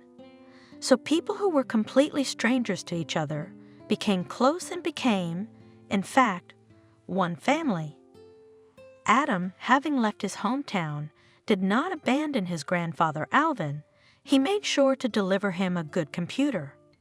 And now Alvin was a user, better than some of the young people, and he and his mother also organized a good renovation in the country house where 2 of their relatives now lived. And the life of Mary and Alvin became completely comfortable. Clara also met her fate at an exhibition of young artists and got married. "Hello!" It came from behind the gate. "Do you accept guests?" "Oh, Clara!" Alvin was happy. "Mary, put on the kettle." Clara and Ethan arrived. "We came to you for a reason," said joyful Clara. "We brought you invitations, so Adam's wedding is coming soon." And she handed Alvin an envelope decorated with 2 doves. Behind her, the silent bumpkin Ethan smiled, who, smiling so silently, made friends with the inhabitants of the country house and the young shepherd Rada, who was sheltered after the death of Thunder. It turned out that Adam met a good girl and proposed to her, and now joyful chores lay ahead, preparing gifts, dressing for the wedding. "Well," Clara said, finishing off the delicious tea from Alvin with his signature dried herbs. "Tomorrow we will pick you up at this time. You need to buy beautiful outfits." "What about us old people?" Both protested. Clara stopped them with one wave of her hand. "Come on. Our Adam must have the most beautiful relatives. Do you agree? It's a shame. What will the bride's relatives think?" The old people sighed. Yes, it was not worth disgracing the boy. Alvin and Mary were among the most honored guests. "Meet these 2 people who are dearest to me." Adam introduced them to his bride and matchmakers. "My grandfather Alvin, I owe my character, strength and health to him. And this is Mary, my nurse and water maid, well, almost a nanny. And now she's also a grandmother, since she's my grandfather's wife. I'll tell you a lot of good things about them." Alvin and Mary were embarrassed, furtively looking at the beautiful bride and their pet Adam, but soon got used to it and completely devoted themselves to the holiday. The guests had fun, said toasts, as usual, wishing the newlyweds eternal love, family happiness, and many children. Mary, as usual, cried with joy in such cases, and Alvin only grunted with displeasure, wiping an unsolicited tear from his eyes.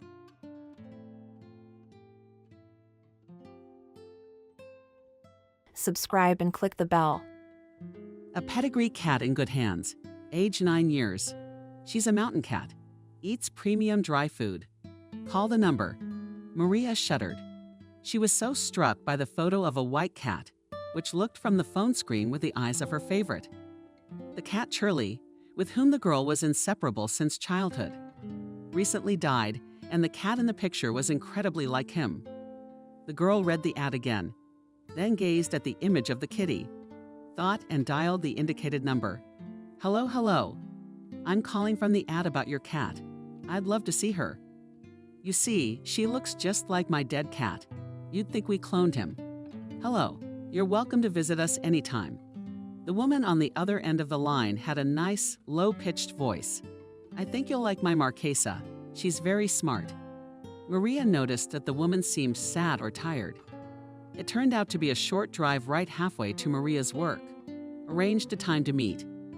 Maria didn't want to put things off and drove to the specified address right after work the very next day. A strange excitement swept over her, as if meeting someone else's cat was something special and decisive. When she found the right entrance, she stood for a minute, inhaled deeply and resolutely went inside. There was a tiny rug by the door of the red apartment. It was clean. She pressed the bell, and a very thin woman of small stature opened the door. Good evening. It's me, Maria.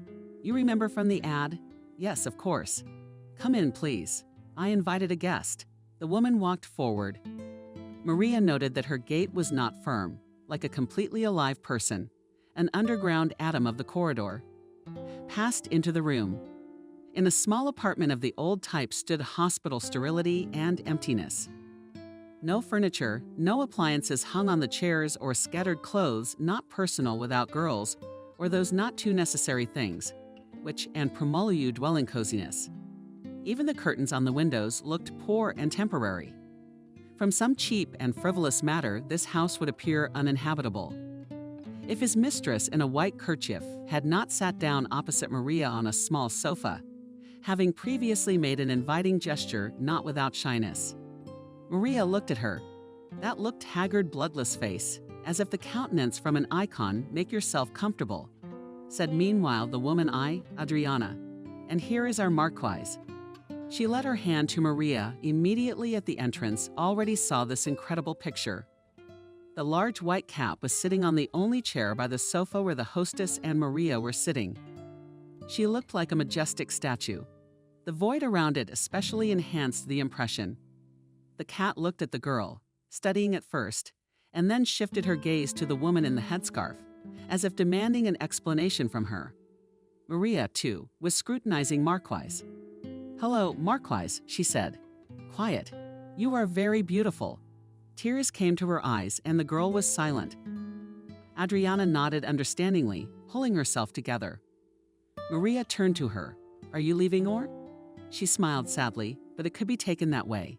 She remained silent for a moment. It was evident that the explanation was not easy for her. I love her very much, but Adriana slowly pulled the headscarf off her head and exposed a completely smooth skull. Oncology.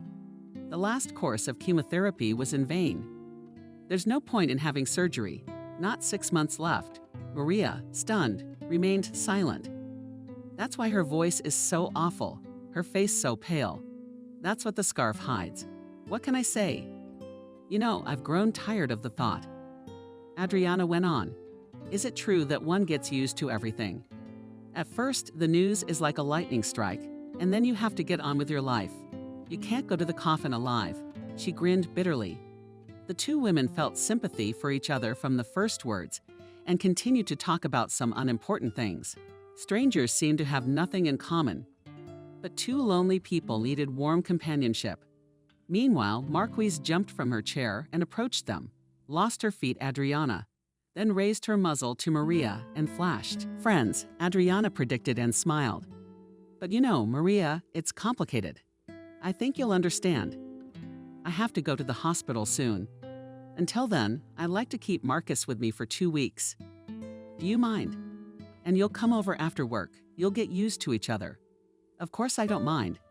Let him stay, of course." Maria left to visit her new friend and her cat during the agreed time. She was anxious, but at the same time lightened up after this meeting. This evening filled her with memories. With all her heart sympathizing with Adriana, she involuntarily compared her fate with someone else's. Thought of loneliness. The girl realized that attachment to an animal is not a bliss, not the whim of a sick person. Her cat Shirley, who had literally grown up with her in her old age, had become quite infirm. Coming in the evening from the realtor's office, where she worked as a lawyer to formalize transactions, Maria, sadly looking into his sad eyes, watched almost human clumsy movements, his paws, which Soen wanted to call pedagogical. And no vitamins could help him anymore. Veterinarian, to which Maria in despair took the pet, only sympathetically sighed and offered, "Well, Davabushka, your cat is still long-lived. I am not God, and give him a second life cannot. But to alleviate his suffering can." He cast a glance at Maria, whose eyes rolled involuntary tears. "It'll be easier for you.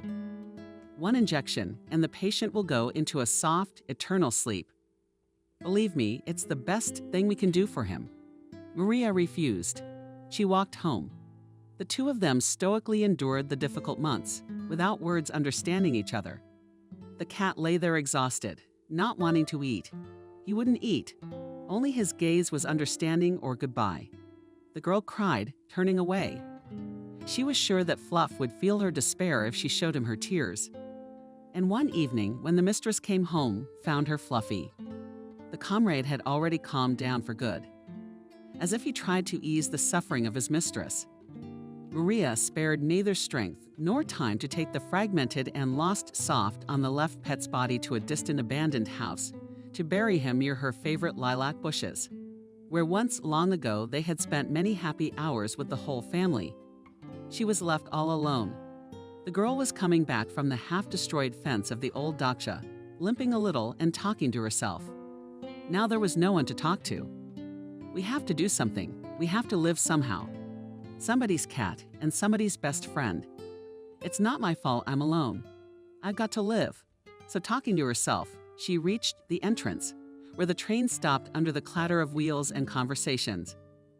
She looked out the dirty window and decided to take the cat.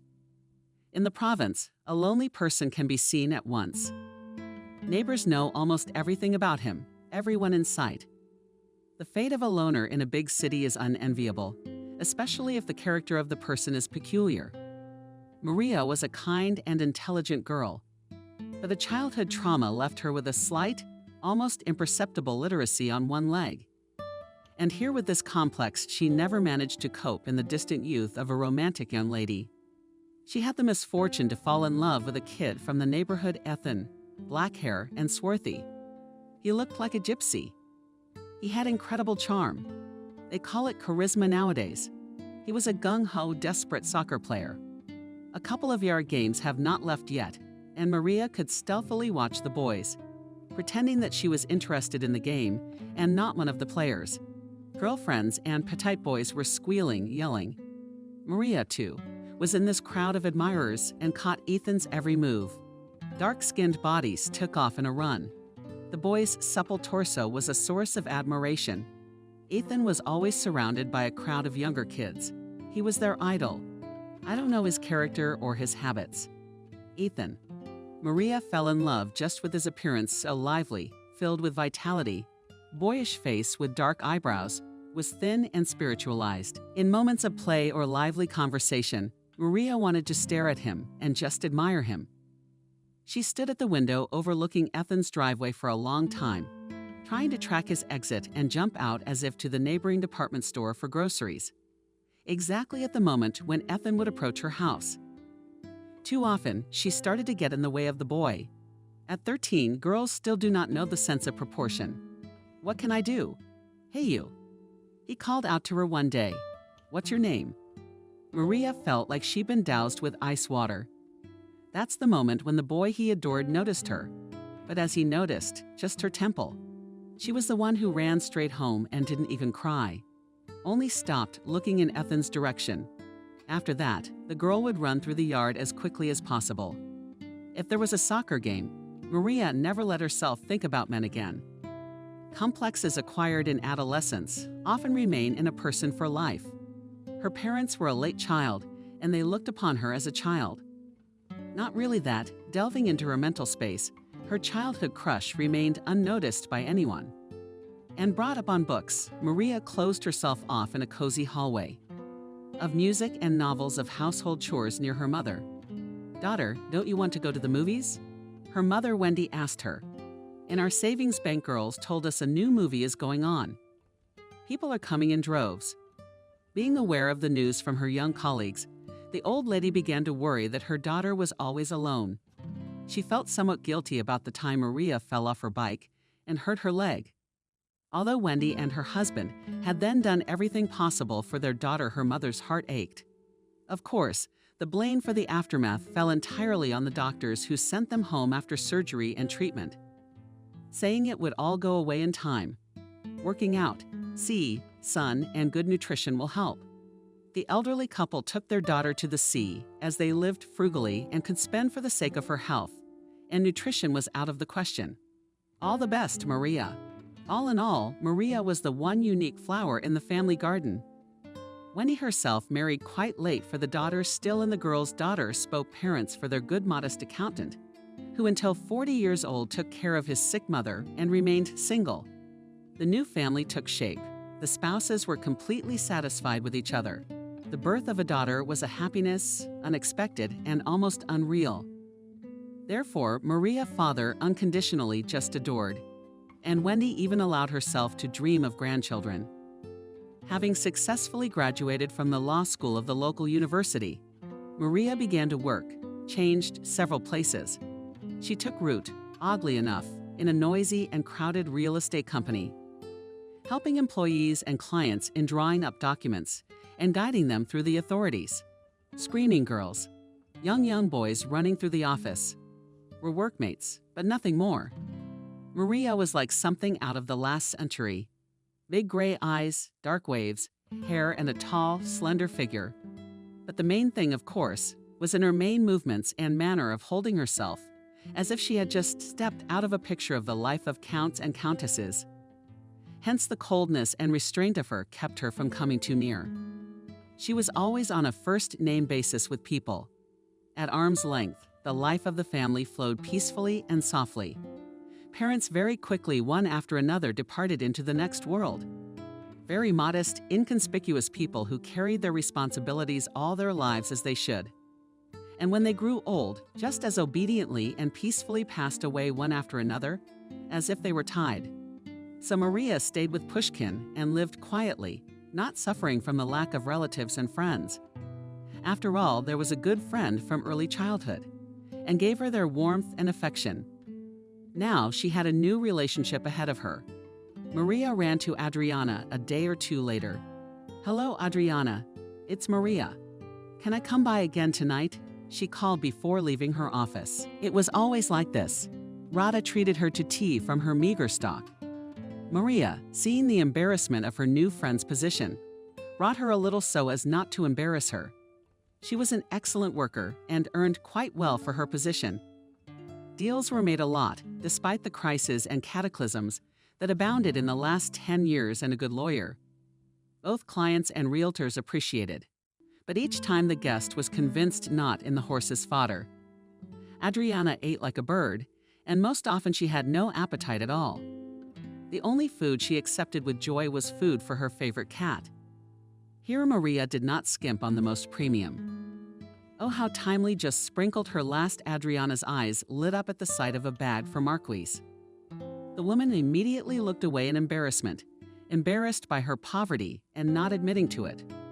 The Marquise should get used to me. Maybe she'll realize I'm not unhealthy and will accept food from me, Maria explained to her innkeeper, smiling at Adriana. She didn't want to embarrass the sick. "And where did you get such a gorgeous cat?" she inquired. Adriana smiled weakly. It was evident that the memory pleased her. Oh, that's a very interesting story. She stretched out, and funny and reddish, and at the same time she was silent. Recovering in her memory the details of that long-ago day, there was always music playing in our house. Parents were different. Sometimes they partied till they dropped. Sometimes my mom liked to cry, even cry, finding some far-fetched reasons. Mom had no reason to cry, I assure you, Maria.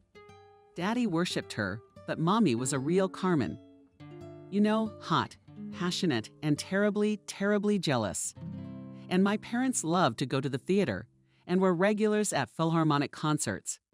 And Dad had the misfortune to praise one of our local singers. She sang the main parts. She had a beautiful voice. Her name was Molly. Mom, of course, had to show her temper. She made a scene. It was only at home that my sister and I laughed. But Daddy wasn't laughing. It was Mom's way of asserting herself, you see. It may have looked silly from the outside, but Mommy knew what she was doing. Our intelligent, mild-mannered Daddy was also asserting his own importance. What about such a beautiful girl? His wife is jealous of him, and even to whom the prima donna of the opera stage. It means that he is worth it. That means he's a real man. My God, how touching they were in their funny quarrels. And how did they make up afterward? Dad would sneak in a huge bouquet. Mom was starting to play the role of the perfect hostess who never was and suffered solely on Dad's orders. Adriana's bloodless face became lively at the telling of the story. It was felt that she was oblivious and distracted from her painful condition. Memories of her loved ones gave her strength. Only breathing was difficult. The woman took breaks to take a break from her emotional narrative. And then Mom went quite far in her marital zeal, wanting to prove that she was ready to do anything for Dad. Suddenly, she herself offered to approach that singer and present her with a bouquet. Dad was confused, but he couldn't contradict Mom. You know, the husband's a tomboy. It's great for the family and the kids. After all, in the main, Daddy never conceded to anyone in the work in friendship. And in his love for Mom, he was faithful. He acted only according to his beliefs and principles. And here they are, Mom, with an important look Dad with a gorgeous bouquet go after the performance in the restroom of the actress. And there's not a single admirer at the door. Not even the most pathetic bouquet under the door. The actress, in whose honor just exploded with applause. The hall sat in a corner, alone holding a cute little white kitty on her lap and wiping her tears. It turned out that the other day Molly leaves to her husband in Israel. Planned her benefit, but the wife of the chief director of mediocrity and envy of nice did not want Molly to receive a farewell ovation. She secretly warned all the servants of the theater, who bribed, who simply frightened of dismissal, and the servants simply put the intended prima, bouquets, and baskets in the backyard. Not only that, intrigue, I hope, after the departure of Warshawskaya to get her role by intrigues, achieved the cancellation of the benefit actress, telling about it completely strangers to her people. Burst into tears on the shoulder of our mother. And the daughter. My God, how is she? How are you? Yes, you are a golden voice, my dear Mommy, hugged and sobbed with her. Daddy did not know how to calm this couple drowning in tears, but called someone from the closet and asked to bring champagne from the cupboard. When the parents came home at midnight, and the best friend of the singer's mother, Antu Warshawski, at her mother's arms, sat that same white kitty, and left her living mascot. A new soulful friend, so we had Marquise.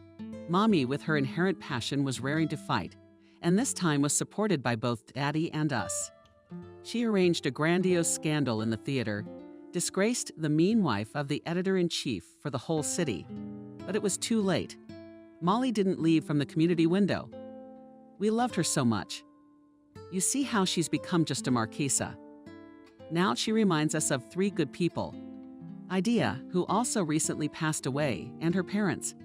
And this is why I love her so much and cherish Adriana. You could see it in her ever-changing breasts and that breathing. But her eyes were shining. A smile never left her lips. It was the first time I saw her so lively, almost cheerful, and I was glad of it. I can no longer provide her with the same care as before. Adriana repented. You see, Maria, it's empty. Well, I still had the strength to sell everything I had. I want to leave behind a vacant apartment so I don't have to go to the trouble of selling it. You have to face the truth. Are you a very strong person, Adriana? Said Maria, lowering her eyes. Very decent. That's the whole story of our family, said Adriana. The family is gone and the story is over. Her pale lips even shifted slightly into the semblance of a smile. And my life will soon be over. I'd like to end it in a nice way, you know, but nothing comes to mind. And I don't have the strength, let alone the means. Edward wanted to leave Andrew some money. He was worried about the apartment being so empty. But my boy, well done, he didn't take it. He's too much of an honest, selfless man, like everyone else in the family. But I'm glad that at least my apartment will remain to my nephew. He will sell it anyway, to expand the housing in my town. It's probably the least I can do to thank him. A pure soul. How does he take care of me? He's been the only one who's kept me going these last few years. Isn't he going to move in with you? I asked Maria. He's still working after graduation. And to live with a sick aunt is not the greatest happiness. I'm even glad he won't have time to do it. The stuff and the apartment is all that. That's not the main thing, but I was so scared about Marcus. I love her more than anything in the world. She's a cat, the only creature dear to me. Marquise has been with me all through my illness. Can you imagine? She comforted me, laid next to me on my sore spot after chemo. And when I was literally turned inside out, guarded me by the bathroom door, only calmed down when I crawled out of there powerless and delirious to the point of bed. And the hospital was waiting for me. Now I will be calm for my beautiful girl. You will certainly not offend her. The cat looked attentively at the two women and calmly lay in its usual place, as if it fully understood their conversation and sympathized with them. It smelled cozy and warm. Maria began to approach the cat more and more often, who was already allowing the stranger to pet herself. When people have little time to socialize and all the deadlines are shortened, they get closer much faster than in normal life. Adriana was in a hurry. She wanted to talk about her own. The young girl turned out to be a soulful and attentive listener. Gradually, she got to know Adriana's story completely. Young Adriana came to the city to study. She lived with her older sister and brother-in-law, who were already well settled here, working and raising a sweet son. Adriana adored her nephew's baby, and he reciprocated. But what can be said? But to sit on each other's heads in a small apartment of young spouses, and even with a small child, was shameful. 6 months later, Adriana moved into a student dormitory. Why are you leaving? Her sister resented her. Anna is as thin and white as Adriana. I have hot soup at home anytime. There's a balcony for you. Please, Jacob, you tell her. She addressed her husband, who was as young as she was. He was totally immersed in his favorite job. Not much at home, of course. Technical high school teacher, not even a school teacher. He was required to immerse himself in 2 areas at once: educating children and organizing scientific work and practice with them. Jacob came tired and did not really get involved in domestic affairs, but the recovery of the body needed, and he in good conscience, admittedly, would be happy to more often visit his favorite wife in the marital bed. And secretly, he was also waiting for his student to move in. It's a young business. Stay. Hold the young husband, but not too convincingly. She did, and I didn't regret it at all. Whoever hasn't lived in such a town is not a student. A girl from the provinces had an easy disposition. She excelled in her studies. But most of all, she was attracted to the section of tourism, in which there were many strong and as cheerful as herself. Boys and girls, especially guys. One of them caught her eye. Tall, a head taller than Adriana herself, mighty blonde. The name Edward seemed strange, but it didn't fit a regular guy with big hands and obviously familiar with a shovel paddle or even a hunting rifle. And he's like a normal student in general. Quietly questioned Adriana his classmates, as everyone answered her. In his studies, of course, he was diligent and hardworking, but sometimes he would give away an idea. Last week, I offered to replace one tricky thing in the cleaning on the machine, and it worked like a charm. Imagine, even our professor was surprised he didn't think of it himself.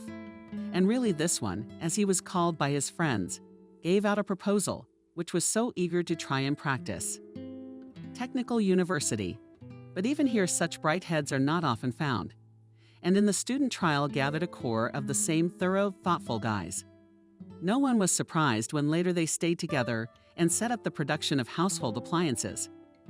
During camping trips, it was often Adriana who found herself next to him. Or maybe she was the one who inadvertently fell into his arms. He was so big and handsome. He seemed strong and dependable. In fact, he was. No, he wasn't. The tough guy would stop the newcomer and go to fix a peg for the tent. And that's how he tried it. Took a knife from his buddy and showed him how to pinch small chips and dry wood to quickly start a fire. And when he ruled a sprain with one sharp movement, on the mountain trail along the very line, he became almost a god to her. She had stayed up all night, grateful, remembering the warmth of his hands on her ankle and reimagining his hair in front of her. Her leg ached, but she could still make out his curls. It must be true what they say about the rescue becoming special to the one who saved him. And so it was with Adriana. He was now taking her everywhere. He could call out to her from afar. The hard route ran over your leg today. You hear that? Well, it's axe porridge today. He teased her when it was her turn to make porridge. So gradually, imperceptibly, he became closer and closer. She sang and couldn't believe her happiness. However, she did not give any sign by the end of the hike. The comrades, who noticed their not quite usual affection for each other, began to shout them both these jars. It was exactly affection, because they walked together as if attached to each other. And the two bright heads were always glimpsing each other. When will you call me to the wedding? The sacramental question was finally asked at the end of the hike. Oh, really? What wedding? Adriana blushed. Here, lie down, order a cafe and we'll call you there. Edward joked. There was no wedding. What kind of wedding for students? But we went to the registry office. They drank champagne to the guitar, sang, and had fun. Soon, Edward graduated from the institute, and a year later, Adriana and Edward defended themselves, got their diplomas, rented a place to live, and started a modest, as in student life. Instead of a couple at the institute, they worked in their cooperative, as it was then customary to call a private enterprise, no matter how big or small. Edward turned out to be not such a strong technical genius as it seemed in his student days, but he got to know such good fellows who could do incredible things in a couple of days. His decency and responsibility impressed almost everyone who was acquainted with him. And when he made his case for cooperation, many of that old guard willingly went. Their time had come precisely at the moment when industrial production was being destroyed in the country. The adventurism of youth, bringing friends together. An idea. The gusto and fervor were not yet wasted. The forces moved them. How brave are young people who do not assume failure and Oblomov. This ignorance allows them to act without regard to authority. Listen, old man, we're solving a question. You should run up. No one can solve it but you understand? It's a matter of honor, old man. And the old man drove, walked, called back. Even though Edward never promised him anything, never lured him in, he was just a man of action. Talents flocked like butterflies to the light. They all wanted to do the real thing, to break a sweat. They wanted to give it their all. They wanted it to be interesting. So that steam would come out of your ears, and then a sigh of relief would burst out of your chest. We found it. We did it. Ed said. What did you do to lure me in, tell me? I mean, he's a talent. He'll win the Nobel Prize if he puts his inventions together and shows them off. And you keep him in a chicken coop where he can't breathe. I'm not thinking, I'm thinking. You don't understand anything about sausage trimmings, Googled Ed, grabbing his little wife by the shoulders and putting her in front of him. He didn't come to the office. He's come to us, understand? Well, how do you want it? And people shouldn't be working under these conditions. Adriana spoke. Let's calculate how much we need for new windows. Furniture again to renew. Well, these computers are state-of-the-art. They're standing on shabby, almost dumpy desks. Come on, I'll order them tomorrow. Sign right here. That's scratching my thick hair. signing sometimes with elephants. What's a dump? Adriana, for God's sake.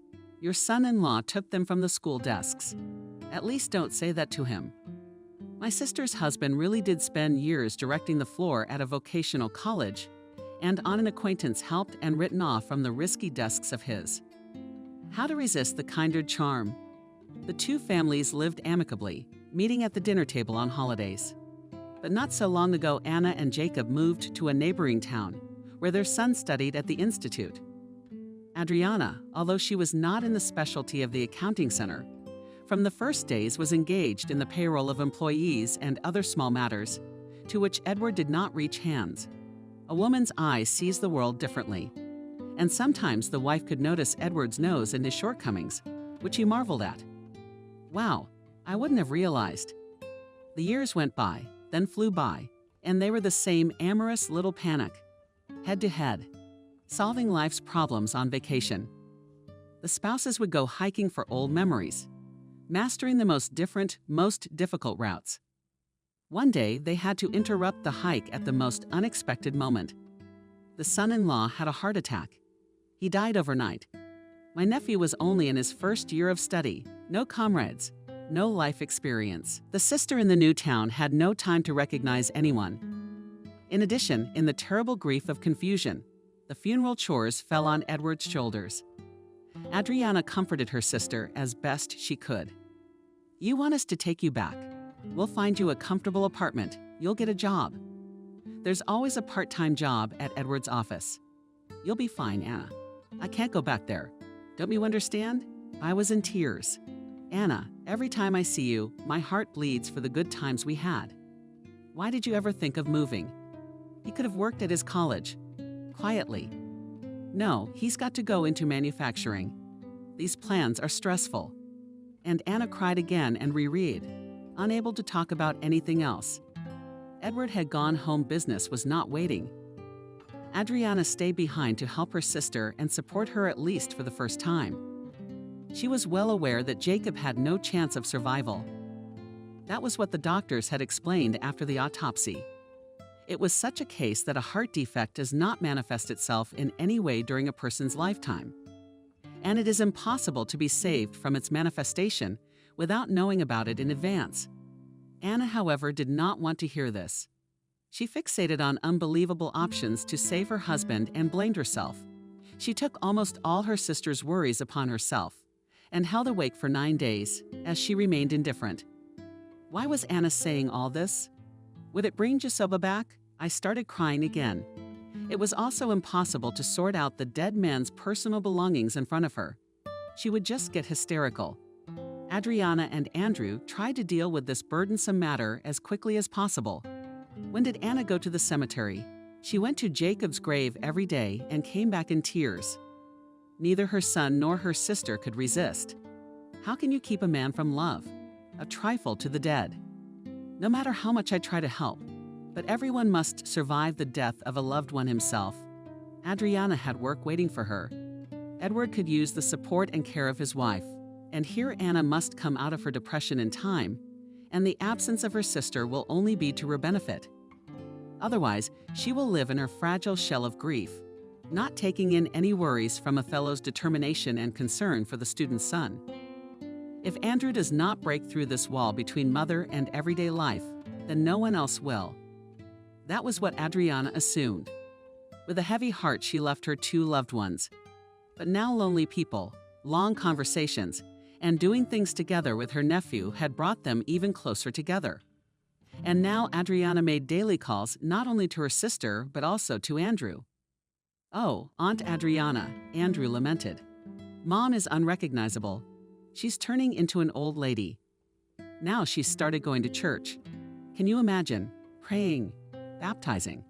She even smells like someone else's heavy odor. I don't know what to do. They say that daughters often repeat the fate of their sister's mother, Adriana. Anna exactly repeated the death of her husband, drove her into such depression that the woman began to melt before her eyes.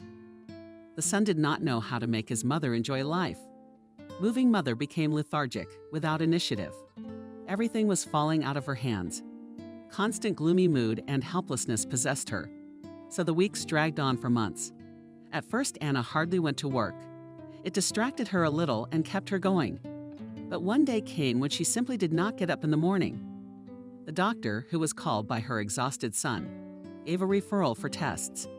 But in the morning, the mother lay listless and didn't want to get up. Andrew called his aunt and son-in-law.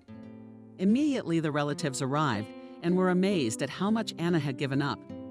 She was almost an old woman with a faded look, dressed in anything.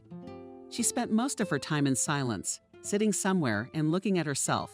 Shocked, the couple decided that they would come every weekend, wasting their energy and money on a short trip. As soon as the work week was over, Adriana and Edward drove to Anna's house, taking her out to a restaurant in the countryside. Her sister even began to smile when she remembered the childish pranks or words of little Andrew. But no matter what her loved ones did for her, then Anna returned again and again to her once again private state. Soon things got even worse. Anna began to fall down on the spot. "Son, I can't see anything." With horror, she said to Andrew when he came back from class and hurriedly prepared lunch, "Would you at least read me what is written in the newspapers?" But then Veda was forgotten again and sat aloof in thoughts unknown to the boy. In the meantime, her son was doing his best, growing older and stronger, calling the line, and in an almost rapturous voice, his aunt said, "I got a part-time job in a restaurant as a waiter. Sometimes I get tips. I'd really like to continue. Thank you, Uncle Edward, for your help, of course. But I like to have more fun. I'm not the only one here. There's more of us." Andrew's voice sounded cheerful, and he didn't want to object. Let the boy husband decided to marry the money that Edward sent. Of course, enough. But Andrew was a man. He dreamed of independence. Turns out he was too early for that. Soon the part-time jobs were gone. His mother's health required his constant attention. It was clear that it was not depression. Soon Anna was admitted to the hospital. A terrible thing was revealed. They found a tumor in the brain, which was pressing on the optic nerves. The disease progressed so quickly that there was no point in surgery. Within 2 months, Anna was literally burnt out. It was not clear whether it was because of the disease that she became depressed or because of her worries after the death of her husband. The tumor developed so quickly. Andrew was left without a father and mother, and it was necessary to finish his studies. Andrew told him, "Edward, study hard, don't think about bad things. You can't get your parents back. You have a life to live, and you must live successfully and happily," Adriana added. "Yes, I must. Happily," Edward confirmed seriously. "Don't worry about money. We'll also send you the amount you need. Finish your studies. Welcome to our company. In the meantime, all weekends and vacations are waiting for you. And once again, we'll be traveling with sad worries. Again, the packing up of the closest person. Memorial tables, candles." Adriana found it very difficult. Even more painful for Andrew. Without a family, her favorite boy, so kind, so tenacious, so diligent. "Andrew, it's okay. You know, when kids bury their parents. It's when parents have to lose their kids. That's terrible. So take it for what it's worth. Well, some people have to do it sooner. Some people have to do it later." She kissed him on the top of his head, tilted his fair head toward her, and tried not to cry. If only he had a girl, it wouldn't be so depressing to leave. But no, he'd given himself to taking care of his mother. He had no time for relationships. "Yes, I understand. Aunt Adriana, I'm fine." Andrew calmed her down and hid his eyes too. Now they understood a lot about their mother's and sister's behavior, but there was nothing they could do. Adriana tried as much as possible to give her nephew the warmth he received from his mother. How unfortunate it was for the nephew. The couple had to go to their home. They could not live because of the young man. They could not talk in the evenings about anything but Anna's death. Maybe it was a fatal mistake. Adriana wondered aloud. Maybe Anna should have gone back. At least here, we're already settled, both people and town. Adriana will take her death anyway. Edward said sadly, "You realize that, don't you? She'll wait until you're in the fall. She will deceive, but she will steal the one who must die on this day at this hour. You can explain it however you want." Yes, Adriana understood. She thought again of her mother, who couldn't get over her husband's death, her parents were not a quiet, friendly couple. Their relationship was reminiscent of Italian movies.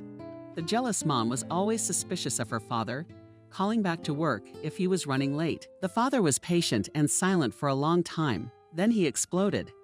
The girls, Anna and Adriana, would cover their ears. Then the parents, as if nothing had happened, decided to go to the theater, to visit or to a banquet, quickly packed up and left for the South, entrusting their daughters with an independent existence. The girls laughed at their parents' eccentricities, because they knew how they adore each other's first words when Dad returned from work were, "Where's Mom? Is she home?" Mother, taking off her shoes in the hallway, already asked, "Where's Daddy already come?" And when the father fell under the car drunk, slack-jawed, the mother barely lived without him for a year, then quietly died in her sleep, not giving trouble to her daughters. It seems that with the death of her husband, she completely lost the source of life, did not raise her voice, did not show any passion, and was a smooth, boring aunt.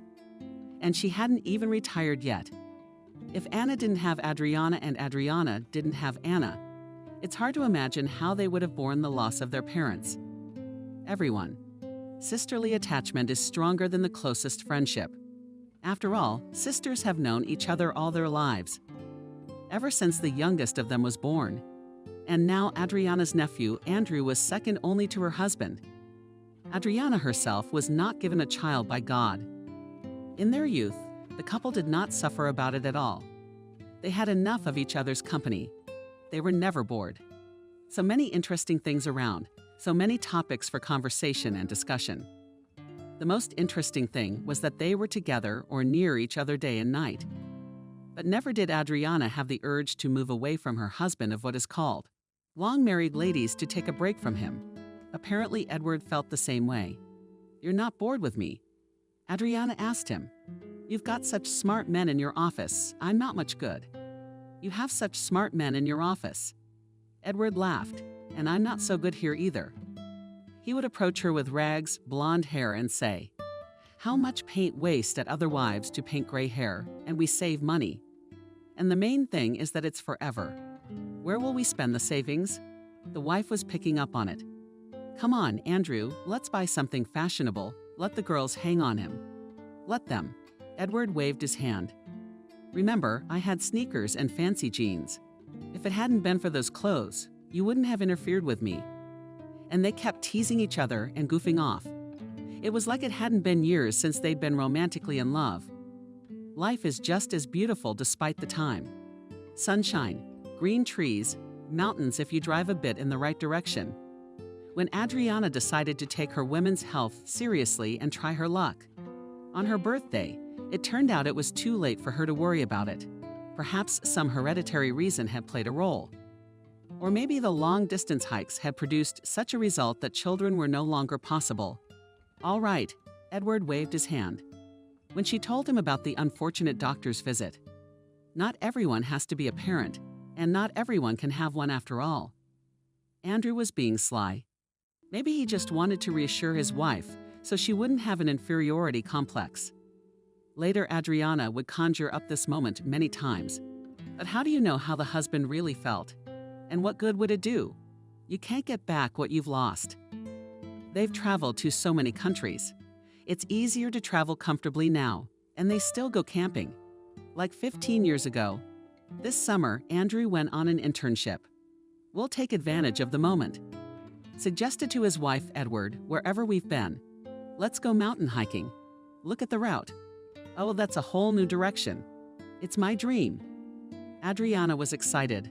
Light, slim, like a girl. She was pretty and still young-looking. Her health had never let her down until then. But this summer, Lena had a hard time going on a hike.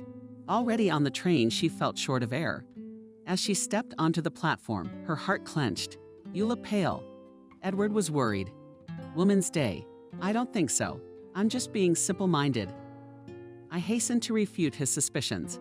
"Adriana, it'll pass in the air. What's the air like here?" And she put her face to the fresh breeze.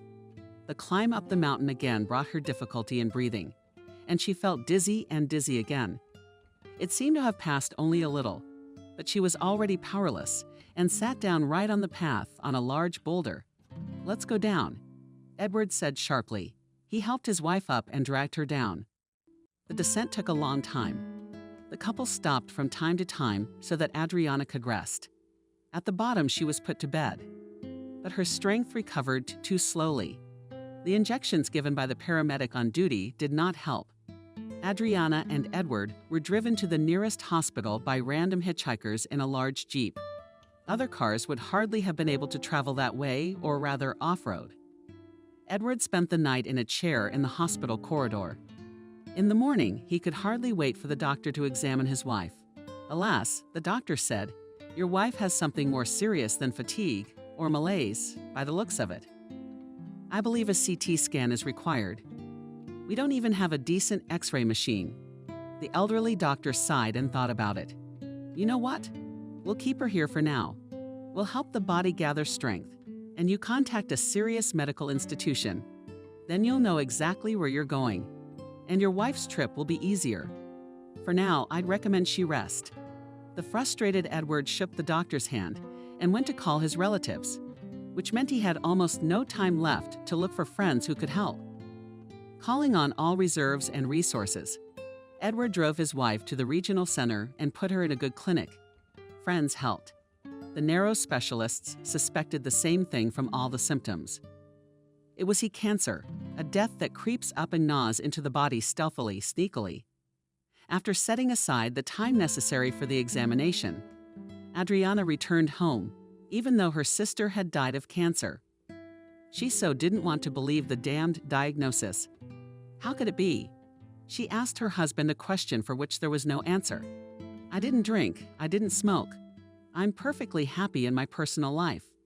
I'm doing well at work. It's written that this disease comes from stress and worry." She was sitting down.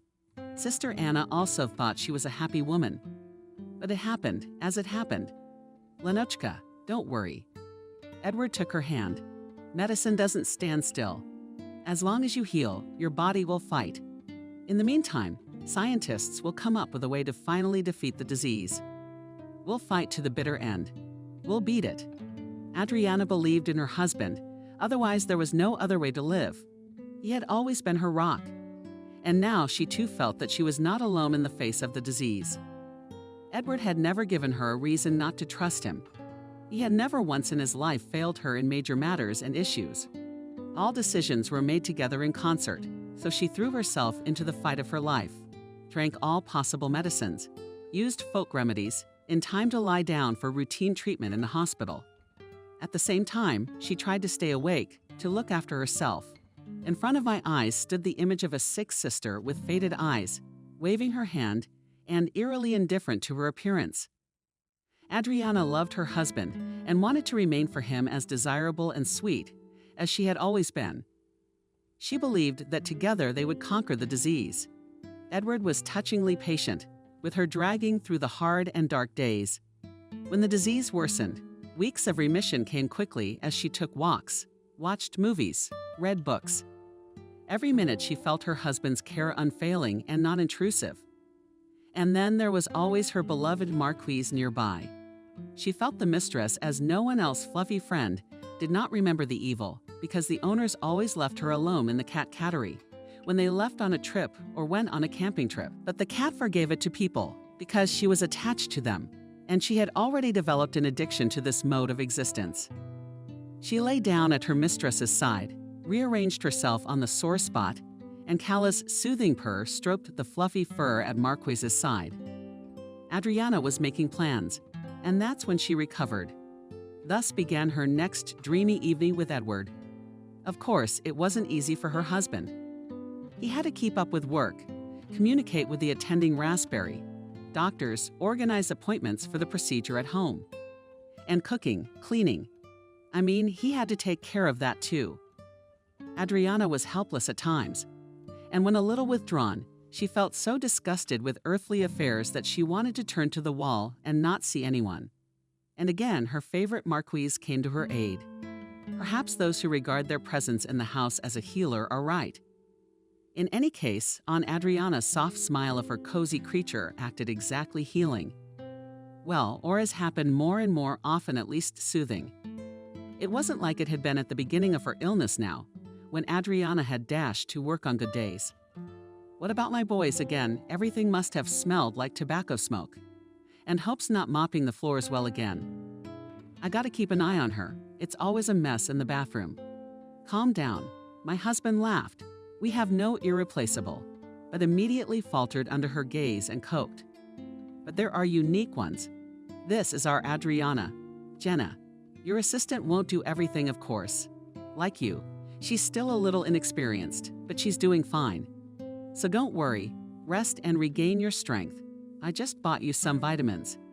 And he immediately went to the kitchen, called a bunch of rings, and so switched Adriana's attention to some special overseas fruits.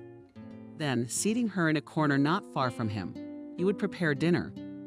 He understood how dreary it was for a sick person to be home alone all day without much to do, and often still suffering from nausea and pain. So the first thing he did was to make sure they were in the same room and close to each other in the evenings. Adriana's assistant had been cooking for a long time. It was a young woman, Jenna, from the neighborhood, a widow with a small child. The child was what made her needy, and at the same time could not work full-time, only studied, formed her part-time, and soon Adriana became convinced that Jenna was diligent in getting into details. She began to trust her with more and more important work. Truth be told, she didn't like it very much. Jenna's manner of talking and loud, annoying laughter. Well, what can you do? It's the new generation. They are so well-mannered and have no complexes, which is also considered to work well and not bad. And still at first Adriana was not worried about her place. No, about the job. Exactly for how they will manage without her. But after all, Edward is well aware of the situation in the office. He reassured her, "You taught yourself the light. And you know very well she's a smart girl. She's trying. So it's all right. We've got a paycheck and a comfortable workplace. You'd think, what else is there?" But recovery didn't come. Periods of good health became less frequent. And in short, the exacerbation of the disease became more frequent and prolonged. Adriana didn't sleep well at night, and from the very beginning of her illness, and asked to be left alone in bed. Her husband moved into the next room without complaint for the night, leaving the door open to hear her if she needed anything. Then the need arose for him to work on some paperwork. When Adriana was well, he was sometimes able to stay late in the workroom. Adriana could walk home alone or go to a cafe with a friend, waiting for him to return for a late dinner. And now he secluded himself in his room. So little by little, the couple began to drift apart. The evenings became quiet. Conversations faded away. What was there to discuss if they didn't go anywhere together, saw nothing, talked to no one? 5 whole years passed in such an environment. A saint would not have been able to endure so long around a sick man. Edward, on the other hand, behaved as always, continued to care for his wife, and was unfailingly even-tempered. Preoccupied with her pain, Adriana never reflected on her husband's behavior, believing it to be as it should be. She took his labors for granted.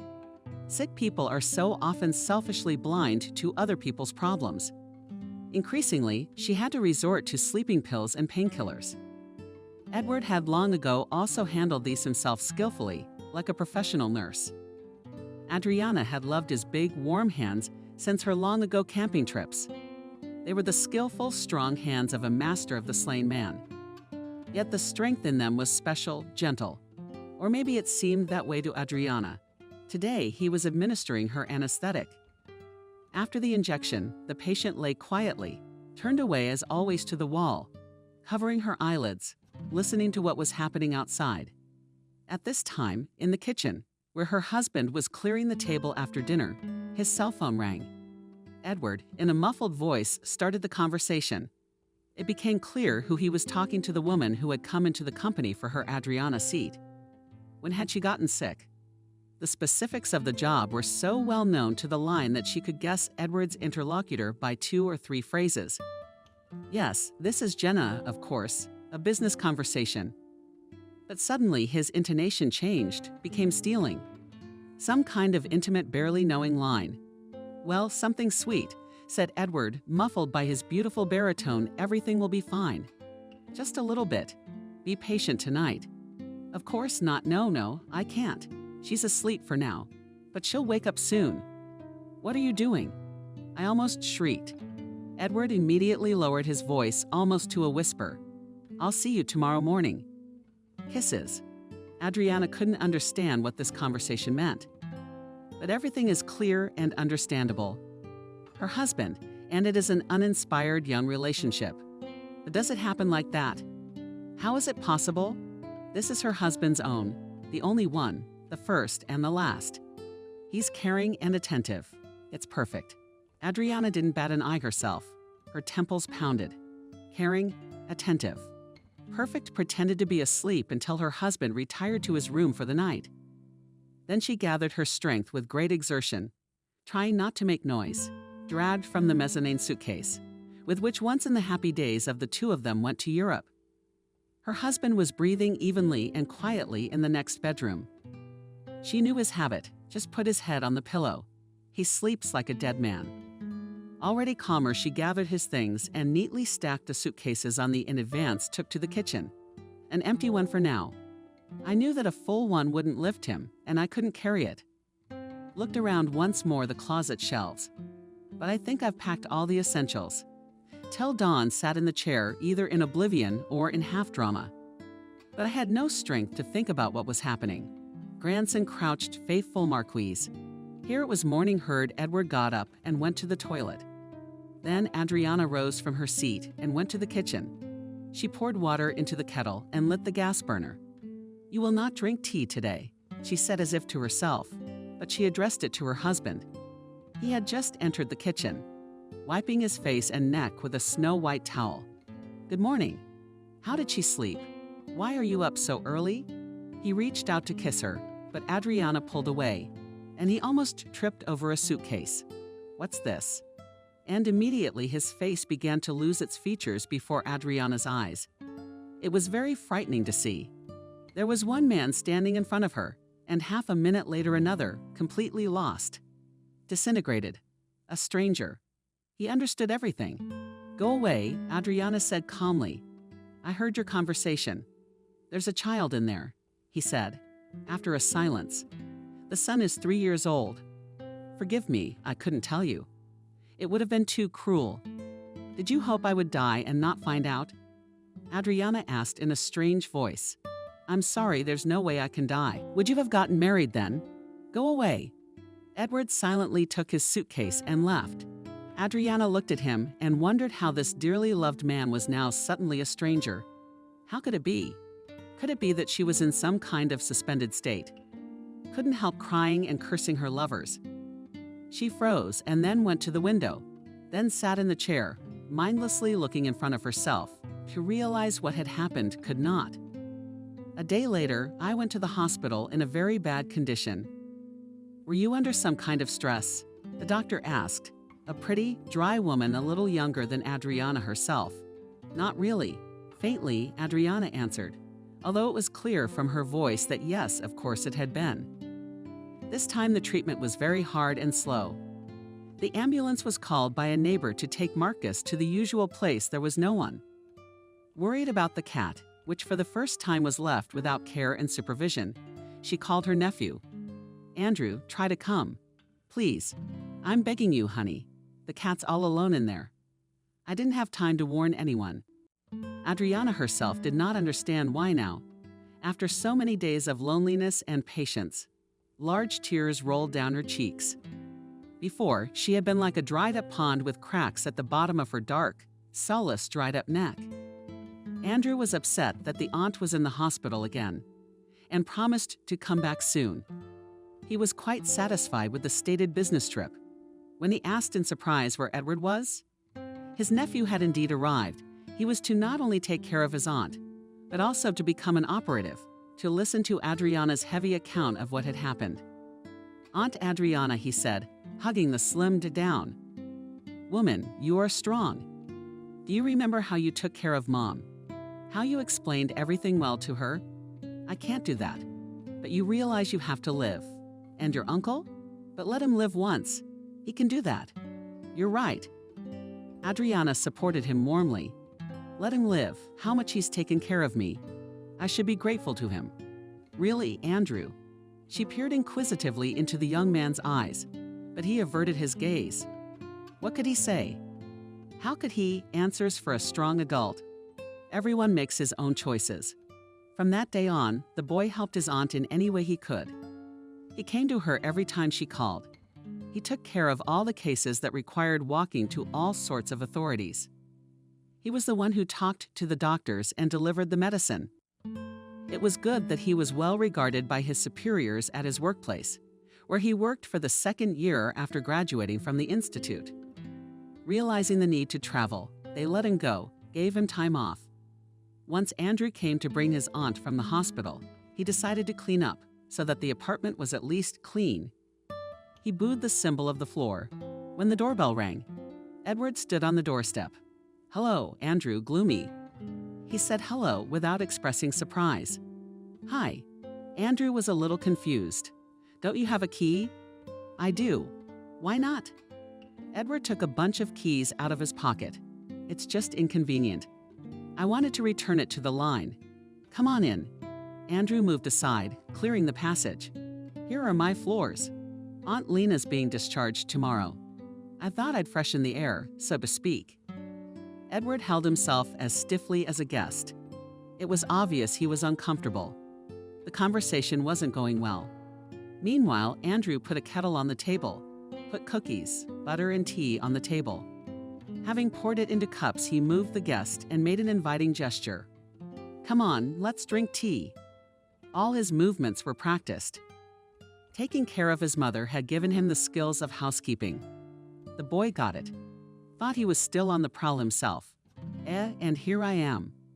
The boy looked at him uncomprehendingly, but his gaze was so bright and guileless that Edward didn't realize how he'd spoken about it. "You may judge me, of course." He began. "Yes, I am a traitor. Adriana is my only love, but it just so happens that this woman—" He hesitated, but he didn't call the light by name. "Turned out to be pregnant. A chance encounter, fleeting. But she wouldn't let me rest. You see, she wouldn't say a word, but she kept looking at me like that. And I was tired. I got weak. It just happened." Andrew listened silently, keeping his eyes open as Edward sighed heavily and clutched his head with both hands resting on his knees. "And then my son was born, and that was it. I couldn't leave them. It's 3 years now." They sat in silence. Then Andrew said, "Uncle, I'm not your judge. You've always helped me. But I know one thing for sure, Aunt Adriana would never have left you. 5-10 years of her whole life she would have been with you." "I know," Edward almost whispered. "I know. That's why I don't apologize. It's hard." Rising from his chair, he put the keys to the tea beside the cup without touching it. Maria listened to Adriana and realized that she didn't want to remain so lonely by her old age. She already wanted to leave this empty apartment, to start living in a different way, to be light at heart, light in the house. She sympathized with Adriana with all her heart and was ready to help her. And so the day came before the trip to the hospital. Adriana had warned her in advance, and Maria came in the evening with the clear intention of taking the cat home with her. Adriana had also prepared in advance. Maria. Marquise got used to her a long time ago. And here is the rest of the food. True, I haven't been out lately, so it's not much, but I think it's enough for a couple of days. And these are the essentials. These are our Marquise's favorite toys. She put a ball, a rubber mouse, and a couple of other things next to it. The woman says a long goodbye to her pet. She whispers softly in her ear. Only she can hear the words. Then she let her go, and Marquise silently climbed into the carrier. "Well then, we're off," Maria said. Finally, taking the bag of belongings in one hand and the other, she walked toward the exit. "Goodbye, Adriana. Have a good day. I'll be sure to call you." Adriana nodded and turned back to the window, holding back tears. Outside the window, a cold autumn rain was falling in unison with her mood. While Maria was carrying Marquise home, she was soaking wet. Wait. The bus in the rain wasn't very pleasant either, so she decided to do the easier thing. She walked. It was warm and cozy to dry in her apartment anyway. Letting the cat out of the carrier, She said, "Welcome to the new home of Marcus. Now you will be a mistress here to keep order, catch mice. Remember the main thing to remember." Caressing the cat affectionately, she lowered it to the floor and went about her business. She hung up her wet coat and scarf and put her shoes on to dry. Marquise sat by her things at first, then slowly she began to settle in. She walked around her new home for a long time, looking in all the corners. She did it all in silence. She slept on her own bed, which she had given to Adriana, and from then on she slept only on it. In the morning she went to work. Maria poured her food, poured water, and punished Marcus. "You stay for the mistress." Agreed. "If anything, my dear, not to me all by." And left. The new resident got used to the apartment and the mistress not immediately. Maria didn't know how the Marquisa behaved during the day alone in empty rooms. She would go to her office, return early in the morning and in the evening. Always worried. How was Marquesa without her? Does not yearn for the former dwelling on his native mistress, worried about the health of the cat. But coming in the evening, she made sure that she had eaten a little, but enough not to starve and lose weight. She sighed, then cleaned the litter box and took the white Marcus in her arms. "You're my good sweetheart. I know this is hard for you. You're like a flower that's been transplanted into different soil. Mommy didn't betray you, you know that. That's just the way it is. And I'll take care of you. Don't be sad, my good ones. We'll be friends." "Okay." The cat listened and was silent. She hadn't raised her voice once since she'd moved into Maria's apartment. It was strange, confusing, and scary. Maria was worried. Then she decided to calm down and wait. Since the cat was healthy, she didn't show any signs of anxiety. "Why are you so quiet?" I asked. She strokes the soft fur. "That's the kind of Marquesa you eat. I promise you will visit your mommy Marquesa. You just don't get upset." Maria called Adriana several times at the hospital, then sent pictures of Marquise. The woman was very grateful to her, but her voice grew quieter and quieter each time. Several months passed, and then one day close to spring, Maria's call was not answered, nor the next day. Then a man answered the phone. "Hello. Are you calling Aunt Adriana? She's in the hospital. This is her nephew, Andrew." Maria almost shrieked. "This is Maria, a friend of hers. I know she's in the hospital. She's not well." "Hello, Maria. Auntie's gotten worse. She's been unconscious for 2 days." Andrew's voice sounded depressed. "And you've come for a long time. Will you be by her side?" Maria shuffled from foot to foot excitedly, and suddenly had a very strong desire to help Adriana. "I took a vacation. Auntie has no one but me," Andrew explained. How could he know that Maria knew about this detail of Adriana's biography? And Maria made up her mind. "Andrew, will you let me visit her? Let's get something for the doctors to let me into the room. It's not like I'm a relative, and I need to see her, reassure her." "Well, let's try a little." Confused from such pressure, Andrew. The girl realized that arguments are necessary. "You see, I have a cat, Adriana Marquesa. I would like to calm her down, tell her about the cat, explain that everything is all right. Maybe it would make her feel better." "Oh, that's what this is about." Andrew was pleased. "You're the girl with the beautiful eyes and the kind heart. I got a reply. She told me about you. Come tomorrow between 2 and 5. I'll tell her you're my fiancé." Maria was embarrassed and confused at the same time. She hadn't expected such compliments, so she could only say, "Thank you until tomorrow." At night, the girl woke up from the fact that in her head from somewhere a vivid picture appeared. In a bright room, she held in her hands a Snow White and a cat, as if the picture had formed. Yes, she must pass to Adriana with the Marcus drive to the hospital. With the cat in the bag was easy. And at the hospital itself, Maria chickened out. She did her best, as visibly as possible, to blink past the grenadier-looking janitor who sat on the passageway to the stairs leading to the rooms for the bedridden. But she was alert, even though there were plenty of visitors. She snatched Maria with a glance and shouted, because apparently she could not speak quietly. "And you, my dear, where are you going?" "To room 202. Maria got agitated again. Thank God, Andrew took care of the pass and called her in advance, warning her that there and there you can get it in hand. Otherwise, the janitor will not let you through." The groom grinned Maria to herself. The Marquise had not failed in the slightest, unaware of the zoo in her bag. The janitor nodded, and Maria began to ascend to the right floor. Here was the lower ward. Quietly opening the door, Maria prepared to see Adriana's dead face. For that reason alone, reality was not listening to her. Adriana lay with her eyes closed. Her mouth was outlined by a thin line of bloodless lips, her breathing almost imperceptibly moving the sheet on her chest. Had there been other patients in the ward, Maria would hardly have been able to recognize the mistress of the Marquesa at once. Thus, she had changed before. Thin and pale, now Adriana's face had quite lost its individual features and had become as if a symbol on Brodsky of the human face. A dream, Maria thought, "This is my dream." In the ward, and so completely painted white, was even lighter from the sun, and snow outside the window reigned here impersonal, without life nobility frightening with its perfect network. She had to get used to it first. Maria stood at the door for a moment, then slowly approached the bed. The sick woman carefully took the cat out of her bag, which had not surrendered a sound so far, and carefully placed it on Adriana's bed. The Marquise did not look back at the foreign walls. Immediately she lay down next to her mistress and began licking her hands. Maria was amazed at this instant foundation. "My God!" She whispered in reverential horror, the Marquise, and recognized her. And then the cat screamed. These sounds could not be called a horse. It was a wild one.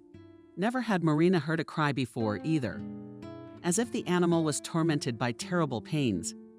Marquise was saying goodbye to her mistress in horror at these heart-rending moans of Marquise.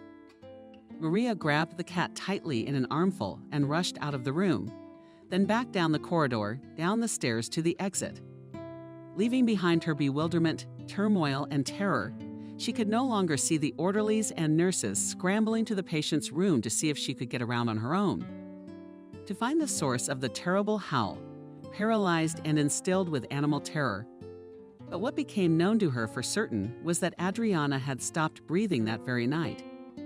Very soon after their Marquesa and hasty escape from the hospital, and Maria, finally certain that it was absolutely right to give the opportunity to say goodbye to two loving each other's souls, human and feline. Then there was the funeral. There were only a small handful of attendants at the funeral ceremony, consisting of neighbors and a few of Worshipful's former co-workers. A young man in his 30s stood close to the casket. His face expressed genuine grief. Maria guessed that it was Andrew. As they began to disperse, Maria approached him to introduce herself and express her condolences. "It was a pity that we had to get acquainted under such sad circumstances," she said. "Your aunt loved you very much." "Thank you, Maria," he said, shaking her hand with a light, musician-like movement. "Aunt Adriana was very comforted that you agreed to take care of her cat. She said she was completely at peace now." "Oh, really?" Maria was embarrassed. "It's not good of the Marquesa." "Will you let me visit her?" asked Andrew. "Yes, of course." Maria explained how to get to her from Adriana's house, where Andrew was to stay for the first time, and they said goodbye. At home, Maria sat for a long time without doing or thinking. The cat was already accustomed to meet her mistress at the door and waited patiently for her to separate. The girl went to the armchair, took Marcus in her arms. He would mumble some quiet words or hum some forgotten songs that suddenly came to mind. Such 5 minutes in the evenings became their custom. Marquise received the warmth of human hands, listened with pleasure to the soft female voice. Maria relaxed, stroking the white smooth, cat-like back, and listened to the purr of a non-animal. "Here we are left with you and me alone, Marquise," Maria told me quietly. "Your mother has left, but don't be sad. She's calmed down now. She's well, she's not in pain. And you and I will remember her with a kind word." A few days after Adriana's funeral, Andrew called. Maria invited him to visit, remembering his request to visit the Marquis. In the evening, she hastily set the tea table. There was no need to clean up for the guests' arrival. In the house at Maria Marquise always reigned perfect order. As if in the absence of the mistress, the cat diligently maintained cleanliness and coziness. Andrew came at the agreed time. He brought Marquise a big bag of cat treats and toys. Maria, immediately at the entrance, handed a luxurious bouquet of huge lilies, and she immediately put the fragrant flowers on the middle of the table. The cat treated the generous gifts favorably, even regally. With strokes of her paw and with, tried new balls, then settled down in its accustomed place and watched the pair, conversing still at the table with lovely eyes and a satisfied label. Meanwhile, Andrew took out a bottle of Prosecco. "Maria, what about you?" "Oh, you what?" "No, there isn't." Never had a need. The hostess was confused. She couldn't tell me that all these years she'd lived lonely without merry company.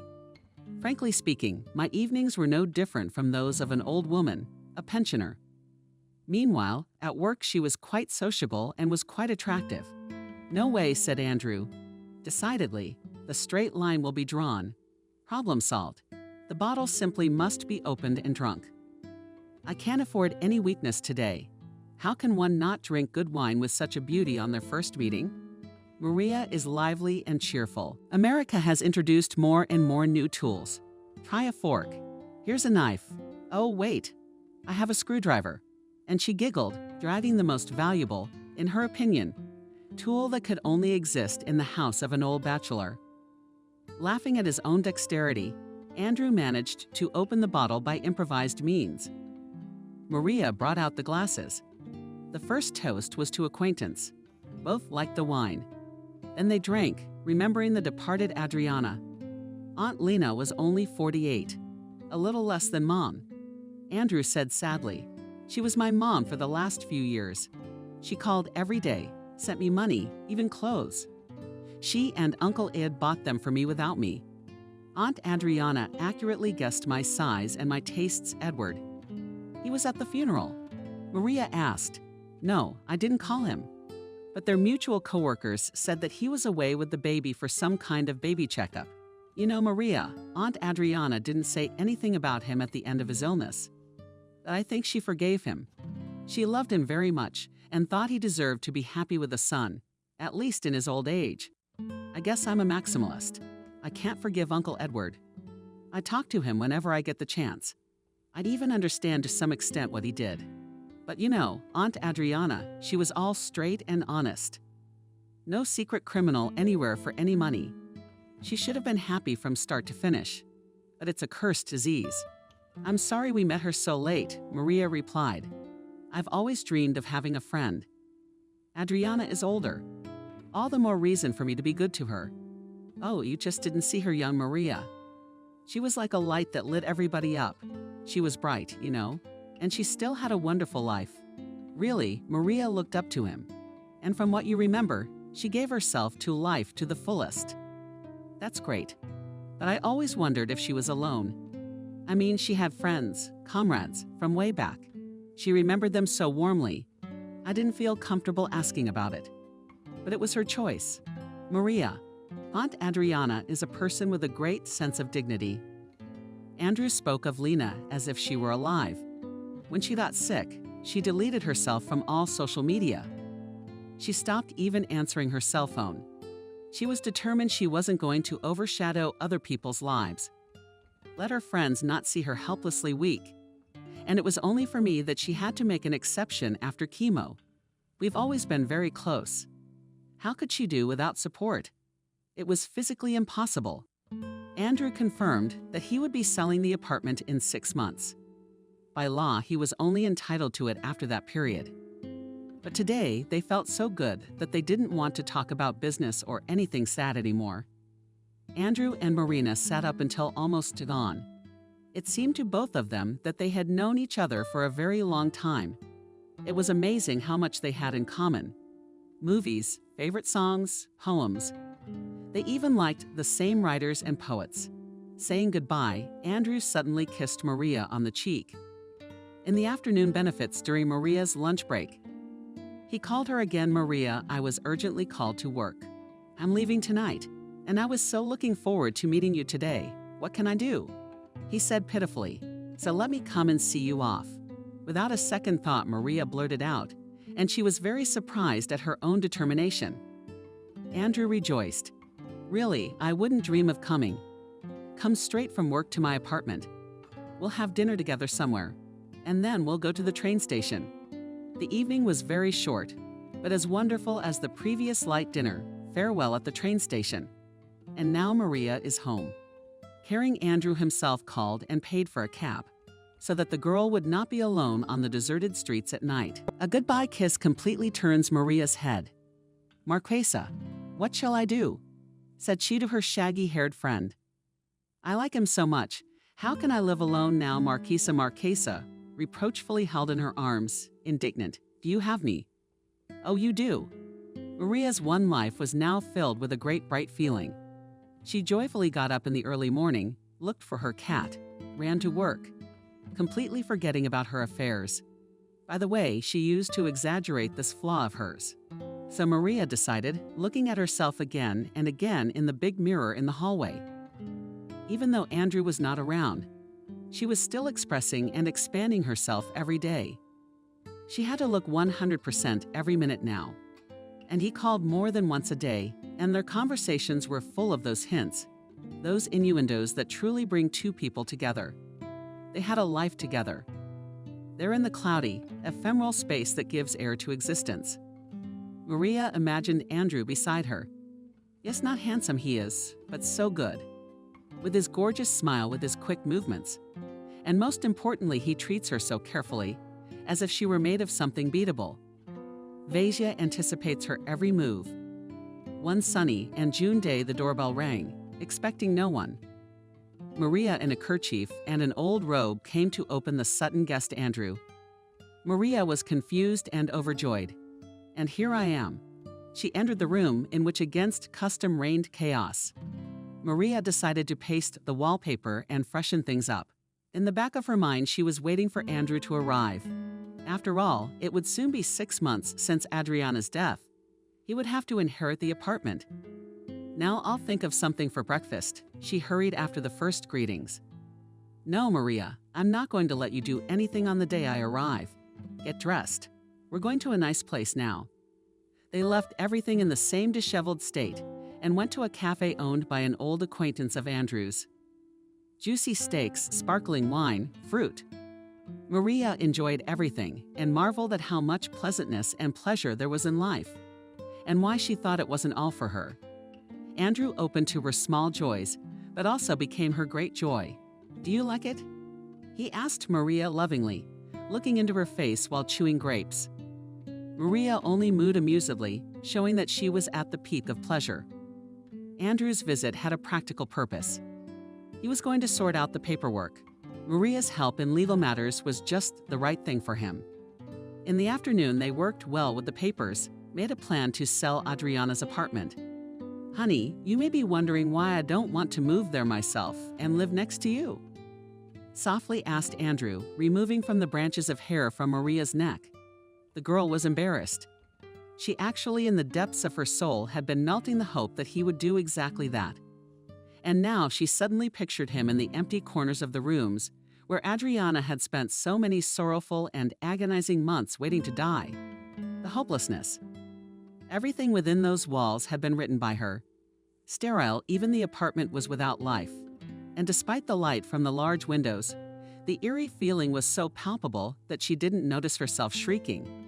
No, Andrew, don't live there. He understood her impulse, for that was why he did not think of Adriana's dwelling as his own. No, Maria, we will live quite differently. I'll do everything for you as you want just now. Maria was afraid.